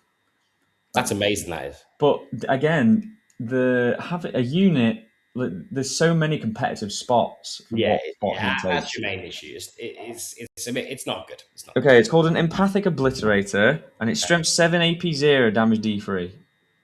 Like, why? Do you know he kills a C'tan? Like I'm not well. I'm not. No spoilers, but he's pretty good into C'tan in the lore It's with that weapon. mm, So fine, I guess he's in D tier. it's, He's the first D tier. I just can't. I hate him. I think if you're taking him, you're not taking him for a serious reason. yeah, you take him because you like him. And he looks terrible. Like if he had a new model like Imotekh had, then yeah, I don't know why they didn't bother. Yeah. But yeah, Okay. not good. Well, that's all about characters. So we're going to go on to our Lovely. very wide array of battle line choices. So we're going to Ah, start off with yes. Immortals. Battle line number 1, please. Immortals. They used to be amazing. They used to be great. They reroll all wounds when something's on an objective, so it was pretty helpful. And then in Canoptek Court, they could reroll all hits. So when you got sustained fives, uh, crit fives, sustained 2, lethals, rerolling all this stuff. They were pretty handy, but the meta's kind of gotten away from them. Yeah. Toughness 5, 1 wound. They're not that durable. There's only 10 in a squad. It's 140 points for 10. Yeah. Like, what am I taking them for? What in the meta is an AP0 Tesla gun or an AP1 Gauss gonna do for me? And the answer is not a lot. Yeah. Um, People sometimes take them as a backfield holder, but we've got a Geomancer now, so Yeah. don't even need Just it. better options, right? So they go in C tier for me. Yeah. There's definitely still a reason to maybe want to take them in the Canoptek or the Cryptek detachment, but with the meta as it is right now, 2-up save is everywhere. They are Yeah. just not killing the right targets anymore. Yeah, that's fair. Well, we've got our first battle line, but what about second battle line? We've got Necron Warriors. Oh, Necron Warriors! I went through a tear with these for a while, and I love them. This is my favorite way to play Necrons. Mhm. I enjoyed it so much, and I'm just upset that the meta just hasn't allowed me to start playing it again, which is just the effect that the power creep has. I Mhm. think that they're A tier in 20 mans. They're still good. They're still worth taking. You still should take them if you want that kind of thing. They're just hard to use. That's the thing. They're just Yeah. hard to use. I think that they are above the Catacomb Command Barge. Like, Nice. So they're pretty high. yeah, they're so with all the support pieces, and you don't even need everything. You don't need a Ghost Arc in some detachments if you've got Oricon. You Yeah. don't need like the Spider and the Command Barge with them to give to buff them up fully like you did before. Yeah. But the 20 man is still really, it's just the best thing we've got for holding the mid board easily and to Yeah. force overcommitment. That is why I like them so much. Okay. Well, that sounds fun. Next, we have what you just mentioned, actually, the Ghost Arc. The Ghost Arc. So, Ghost Arc by itself, it helps heal the warriors. Um, is it super necessary now? It's 115 points, and then you've got to put a character in there as well at the Yeah. start, which is usually Zeraz or something of that nature. Yeah. Is it completely necessary to take? Now, this is a question I've been asking myself recently when building lists and trying stuff, and I've come to the conclusion that it isn't, depending on what detachment you're playing. Yeah. If you're playing like Awakened, it definitely is. The Cryptek one, it definitely is. But if you're taking something like Starshatter, where you can reactively move the warriors to safety, Yeah. or you can res them in your fight phase, then it's a lot better. You don't need it necessarily. Yeah. So I'm going to put it in B tier, Hmm. and I'm going to probably just bang it like below the Geo, something Yeah. like that. Like it's not, it's good. Don't need it. It's not Sure. A tier. It's not an A tier thing. It's just like super solid B tier. You take it if you need it, Sure. and stuff like That that. makes sense. Okay, I like the Ghost Dark. I think Mhm. I like the ultramarine symbol that it implies. So next we have the other version of the barge. It is the Annihilation barge. I saw some of these No. a while ago. Are they any good? So they're 105 points for a 9 wound, 4 up in 1 thing. I think Yeah. it's 9 wounds. I know the Capcom Command barges. The problem is the gun isn't good and the ability isn't good. So it's basically just a cheap little vehicle. But for me, Triarch Stalkers are better for that because they have a better gun, they hide a bit easier, and they got more wounds for 5 more points. So I'm going to put the Annihilation Barge in D tier Ooh, because I don't like controversial. it. Yeah, I don't like it. I guess it's above Trazen though, right? Yeah, it's above track. I just don't like it.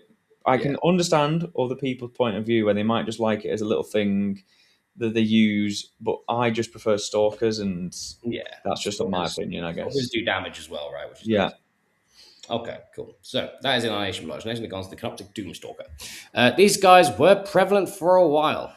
Yes. Did see them around. Do I actually have it? No, I'm doubting myself. I do. Yeah, yeah, you do. So these are good. The problem with these is they're only good in one detachment, Yeah, Canoptek Core. yeah, So, like, if I'm doing this tier list based on Canoptek Core, they're an A tier Canoptek Core unit. So overall, they're probably a C tier yeah, unit elsewhere, right? Because yeah. like they're only good in one detachment. Starshatter, there might be an argument for them because you can make them hit on threes, but the DDAs are just better, so you're just never taking them. So I'd probably put them at the in C tier anywhere, and C tier it doesn't really matter too much. Yeah, they're just not. Yeah, they're just not that good, but independently overall, it's just if I was talking exclusively Canoptek Core, they'd be very good. But Yeah, this is a broad use of Necrons. yeah, of course, of course. So yeah. Well, next we have the new wasps. And I know they don't. Necrons. Actually, they're more like mosquitoes. They're mosquitoes. Little ticks, little gnats. I don't like them at all. No. I think they're D tier. I think they're too Yeah. expensive. I think they're too squishy. I think that their ability, if it was 6 inch aura, I could see a world where like you have them sat behind wraiths, and the wraiths are -1 to be hit, and then the wraiths are extra weapon skill, and then you've got like the extra point of res, and they weren't 85 points or however many points they are. They're a lot, but they're just not durable. And the point of them, like, is to attach to the geomancer, who then wants to go forward and scout, but then has a deep no deep strike bubble, which basically is only going to be used on your expansion. But yeah, the abilities just don't combine together for me. Yeah. I don't like them as a unit. Okay. That makes sense. That makes sense. Let's go on to the reanimator then. There's another Canoptek unit, which I've seen these a little bit more. The animators are gonna be A tier, I think. They're A tier. They're just super good. You see them in warrior lists, Yeah. lists with wraiths, lists with just C'tan, lists with DDAs or whatever. If you want one sat next to the Silent King, Yeah. they're probably above the Transcendent C'tan. Nice. Yeah. Like they're just solid. Um, yeah, they're just getting extra. Do you remember when these were 12-inch aura of D3? I do remember that. Like they're That's this strong. They're this strong with a 3-inch aura. 12-inch aura was insane. And the 4 Fiona Pain as well. They're an absolute bugger to kill. Like yeah. so, super good. Yeah. Yeah, I really like them. Super Nice. strong. They are going to sit there nice and happy then because I've always been annoyed by them before as well. Yeah. So let's go on to Canoptek Scarab Swarms, a famous unit. So there used to be a lot of these running around and they were really cool. Are they still cool now? So back before we had some of our newer models, these are some of the only things that could actually move to an objective without advancing and doing action. Sure. They gain OC if they're near Cryptek. So if you're running like Canoptek Core or Awakened, where you see a lot of Crypteks, then they were great little pieces. They're cheap, 40 points. They screen. They used to actually be a C'tan counter back in the day when everybody was running C'tan in Hypercrypt, because you just run a 6-man squad of these and on average, the C'tan wouldn't kill all 6, so they could tag the C'tan for a turn. Yeah. So they're cute little pieces. It's just that I wouldn't take them unless I'm running Crypteks. So I'd probably put these in B tier, probably at the bottom, because Yeah. they're more. They do have their uses, much more uses than C tier does, Yeah. but they're still like a niche pick. Yeah. Fair. Okay. Yeah, Scarab Swarms have always been one of those where they just sort of probably just suffer from the nurgling treatment as well, right? And the fact that they can't move through walls now. Yeah. Uh, but yeah, that's fair. So Canoptek Spiders. I actually really like this piece. I'd like to hear your opinion on it. I know you used it for a while and probably still doing some lists. Tell me about So Canoptek Spider was great it. until Daddy Daddy Amintar Yeah. came along and was like, "Wait, I'll have that ability now." And I used to take them in my Tesseract Vault lists for Phalanx because the 6-up Feel No Pain is obviously, and obviously the the Hyperthick list, which was Andy's list, which we were both running for a while. Mhm. Um, they were just great for just making your vehicles more durable and to protect against mortal wounds. Yeah. People didn't really run them for the resing scarab bases ability. It's not really a thing that people build around because it's just like not a great like archetype, I guess. Yeah. They're a bit slow, but now that Amantar's come around, there's just no need to run them. Yeah. I get It's just 75 points that you just don't need to play. So they're going to go into C tier because people can still run them if they want the feeling the pain for vehicles, but they've just been replaced. They've just been completely replaced as a data sheet.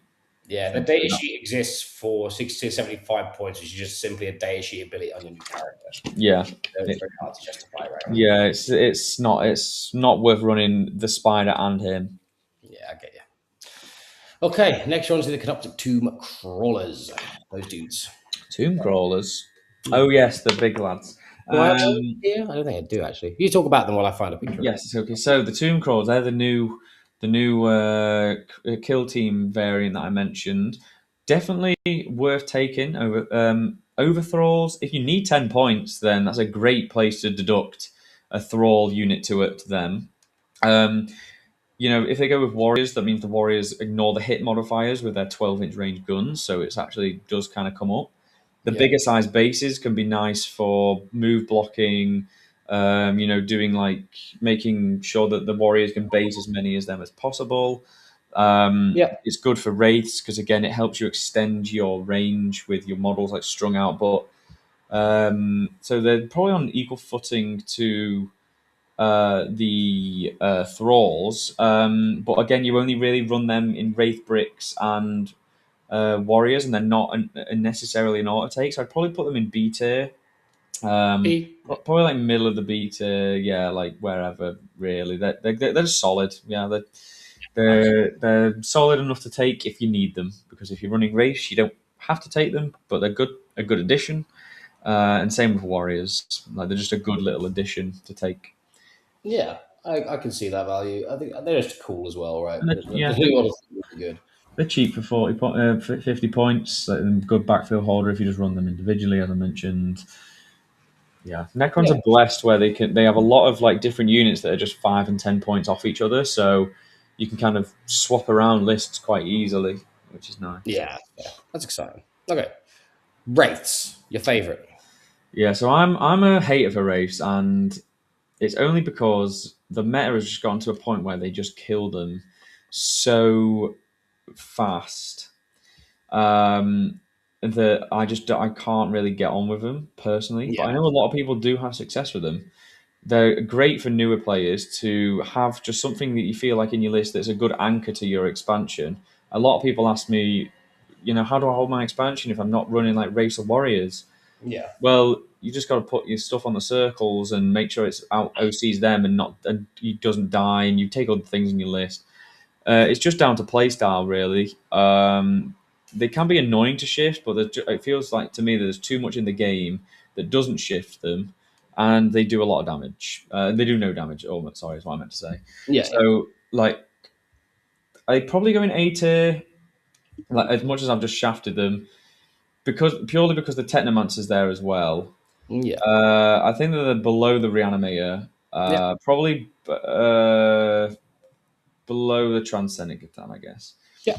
But like, if I had it my way, they'd be in B tier. But I think respect to everyone else that also enjoys running them and thinks that they're unnecessary. I think they're still like a solid unit, so I wouldn't be giving them the respect that people give them if I put them too low. Yeah, that's fair, mate. Okay, Convergence of Dominion. This is a data sheet I learned about today. So what it does is it gives you cover if you're behind it. Yeah. So yeah, it's got a 3 damage gun that hits on 4s, Nice. and it also has a 6-inch aura of 6 up feel no pain for infantry. Cool. So that's D, right? So yeah, but Oh, I ran it. It is D tier because it's a fortification, and you can't yeah. use it in WTC. But I tried it with warriors to give them a permanent 6 up feel no pain just for that little extra thing. And it's also screens as well, your backfield a little bit. But yeah, it's just 60 points that you could just have a flayed one squad or a Psychomancer, so it just goes in D tier, unfortunately. Is it bottom or is it just above Trans? It's at the very bottom. Let's just. Very bottom. Fair enough. As for fortifications generally Yeah, are. I guess it's probably better than Trazan, but I'll give him a little bit of respect.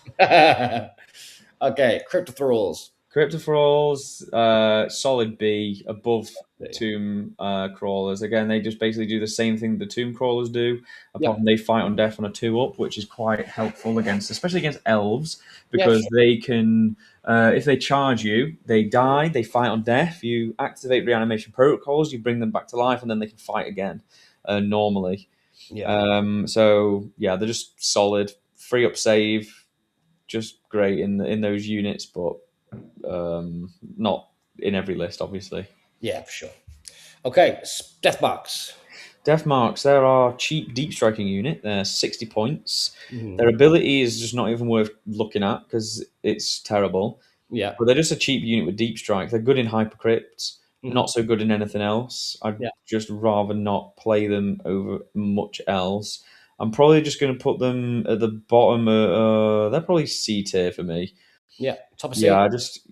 Just anywhere. Yeah, C. Yeah, they're good in hypercrypts as a deep striking unit, but you don't really see them in many other lists because we just have units that just do their job. Like Yeah, really. that is fair. So next we have a Doom Scythe, the big Doom croissant. time. So again, flyers aren't that great. They're very expensive. That's the main downside. They're extremely expensive. They're 230 points. Mhm. They've got a very good gun, and their ability lets your opponent choose between crit fives for your entire army against a target, or their -1 to hit uh, in their following turn. So it's like, well, obviously they always pick that they're -1 to hit. So it's like not very good. But people were running these with, in Phalanx you can give them crit fives regardless, or you can run them in Hypercrypt and teleport them around with the Silent King and shoot whatever you want. And people that in America seem to love these because GW don't know how to build a building on their map. So you can So they shoot. just have, yeah, you can just shoot wherever they want. But for me, they're like C tier because I guess they've got play in there, but like bottom of C tier, they're just yeah, they're just too expensive for me. I'd rather just play traditional Warhammer and not have 560 points out just floating in the sky. Yeah. Uh, if you're running two of them.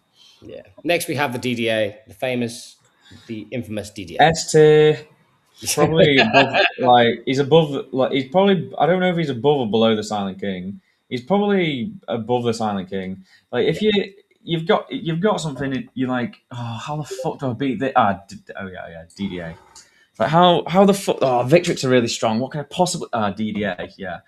Katana are going to be a big problem. What should I build to? DDAs. Yeah, DDAs. DDAs solve nearly every problem that anybody's ever encountered. The only thing that is bad for a DDA is itself when you're all a one into one. Yeah. Because the DDA, like hitting on twos, winning on twos in Starshatter into most things is just insane. They're OC5. You can do bullshit jank on UKTC by sitting on the sides of off the edges of the boards. Yeah. They've got 20 little shots with lethals and then sustained near Amantar. They're just like yeah, the OC5 alone is just nuts. But Yeah, they're great data sheet. They pretty much they're just. It's no wonder that Andy's been running 3 of these for almost a year. I run 2 in my phalanx. Nearly every list starts with X DDAs and stuff, and yeah, then and the Silent King compared with them makes it just a great little combo. Like those first 4 units on S tier, I would expect to see in nearly every list. yeah. You I know, can see that. like you build most lists, no matter what detachment you play in, and you're like, okay, start with them 4 units, and then you just build from there. Yeah. So that's why he's definitely going in S tier. Okay then. So, flayed ones, your favorite?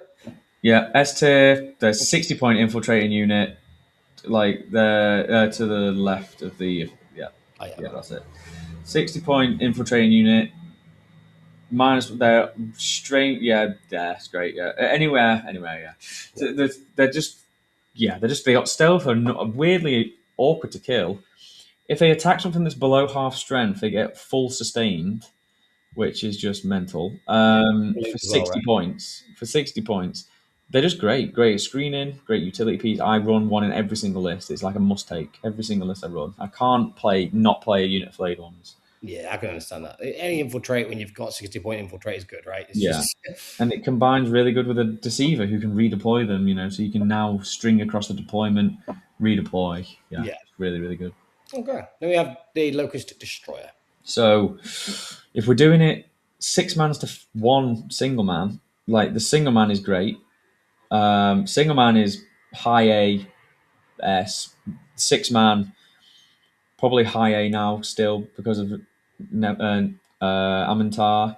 Amintar being able to buff these with sustained lethal crit fives. Starshatter being able to move them through walls. They just do a bunch of damage now, and they can be -1 damage.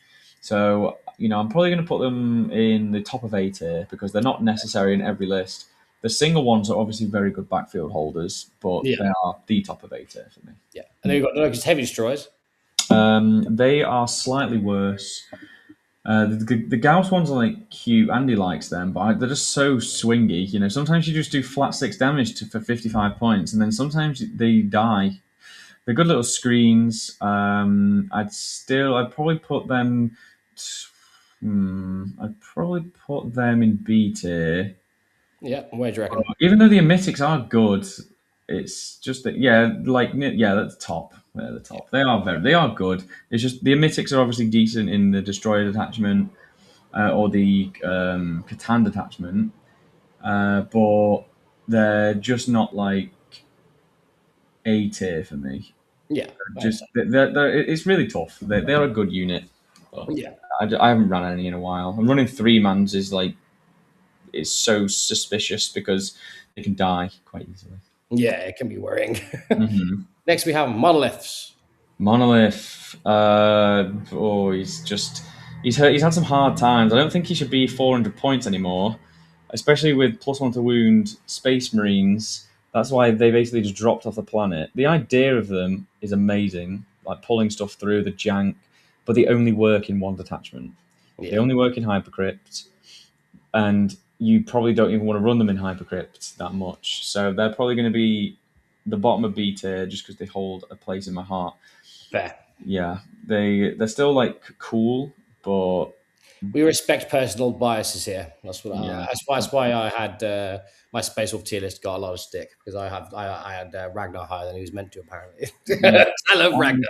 yeah, I'm gonna like the monolith could probably be easily C tier, but it's the fucking monolith. Like, Yeah, exactly. grow up if you think he's justification B tier.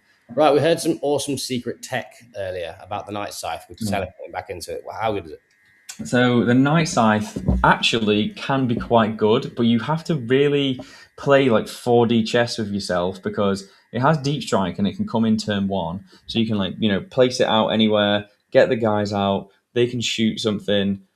You could leave them there, and then in your next turn, when you're moving everything, you can move the Night Scythe forward. You can have like a unit of Scorpex charge something next to the Night Scythe, kill that stuff. Then those Scorpex can get in the Night Scythe, and it's like all amazing. And then you're like, oh, it's 145 points or something. I got 145, yeah. 145 points, so it's oh, that's a bit too expensive actually for what I want.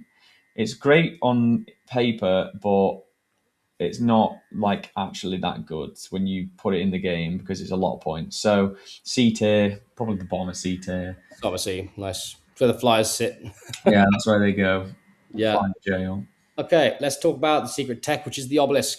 The obelisk, the C'tan killer. Which doesn't Oh, kill Catan. yeah, so even three of them together we worked out does 9 damage to a C'tan. Yeah. So great. Yeah, they're just not good. No. Andy's fucking hooked on them, but I just think they're just 300 point. I mean, they can win if you're good enough. You can stat check people and win with three of these and three Psychomancers, like Walter again, who went 4-1. Because yeah, you can just stat check them, but they're just not good. That's it. Period. End of sentence.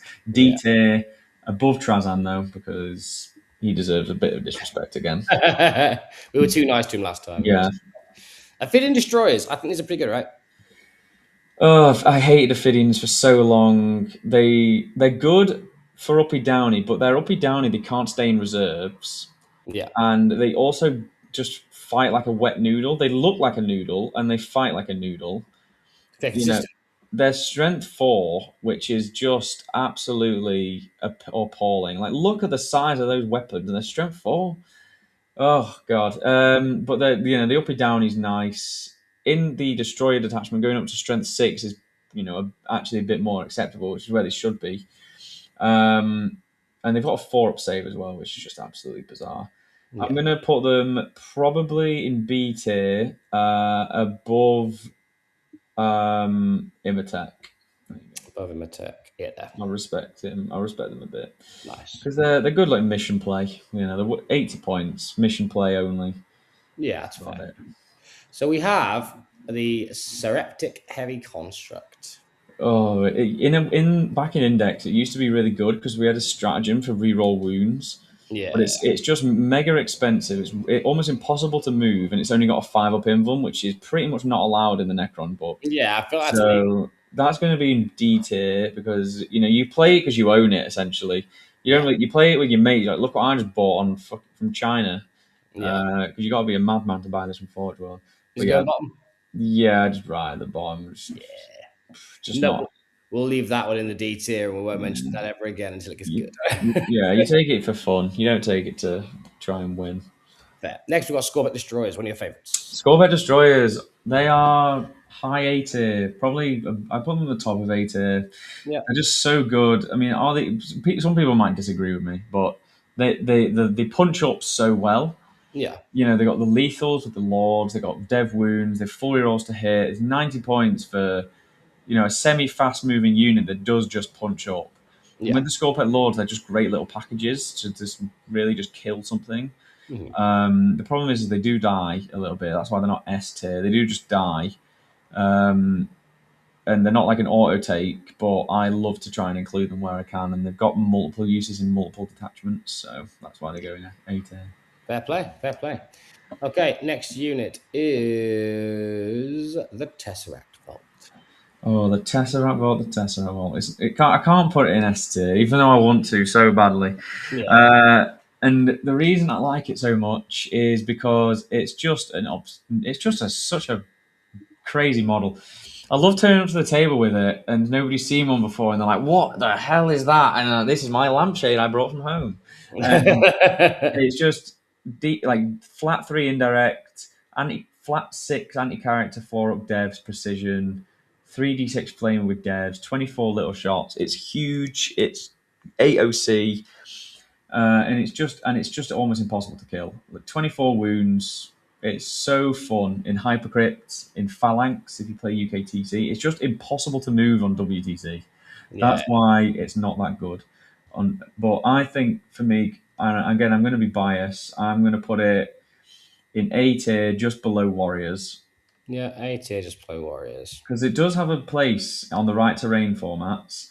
Yeah. And it is really good. It just does loads of damage. It's super good in Phalanx.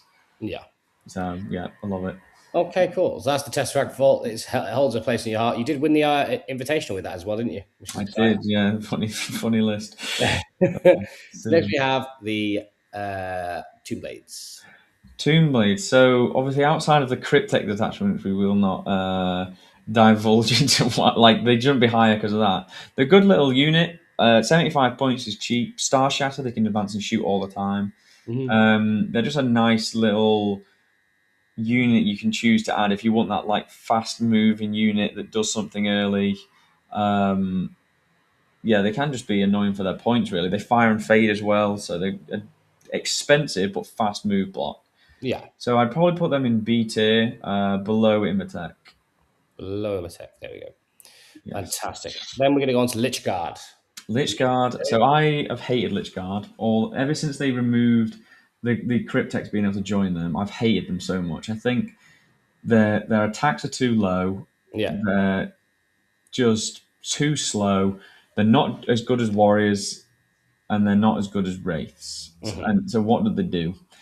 But now with the destroyed detachment, I can see a world where you play them in phalanx. I tried them. It was cute having sustained fives, full rolls to hit, but it wasn't super impressive.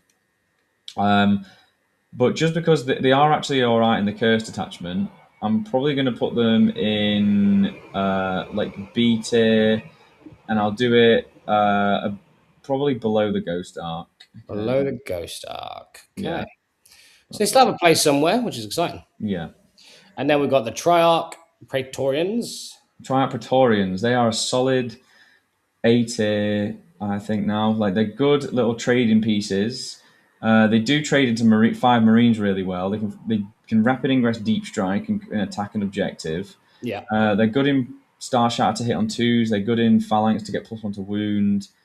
Yeah, they're just like pretty decent little trade. One of the better trading pieces now that they've actually gone down to a reasonable amount of pointage. I'm probably going to put them below, probably just below the Wraiths. Let's do that. Just below the Wraiths. Let's put them Yeah. there. Ooh, wrong place. Okay, cool. So lovely. And then we've got the last thing, we've got the Triarch Stalker, the big feety man. Yes, and this is going to be a bit controversial, but I'm going to put this in the bottom of S tier. Oh, And bring yourself. the reason I like this so much, 110 points for T8 12 wounds with a 4-pin bomb. Like that is great value. It's in Starshire, it's a great like receiver of the -1 damage. In Phalanx, it gets +1 to wound. You can give it +3 OC. It's got a melter 4 melter on it, which doubles up as a flamer, which is really good into some armies. That on UKTC and WTC, they can scout into really nice places because they're kind of positioned like this on the front. You can sit on the corners of buildings, and it's a really awkward angle. And they just force overcommitment. Yeah, they just force overcommitment compared to like, and you're not putting something real on the point. Their combat profile is flat 3 damage for some reason. Yeah. So I don't know why, but it just is. For a reason. And they're just like great awkward little. I just love them so much. And again, I'm going to be biased. Like Starshatter, I would play one in every list.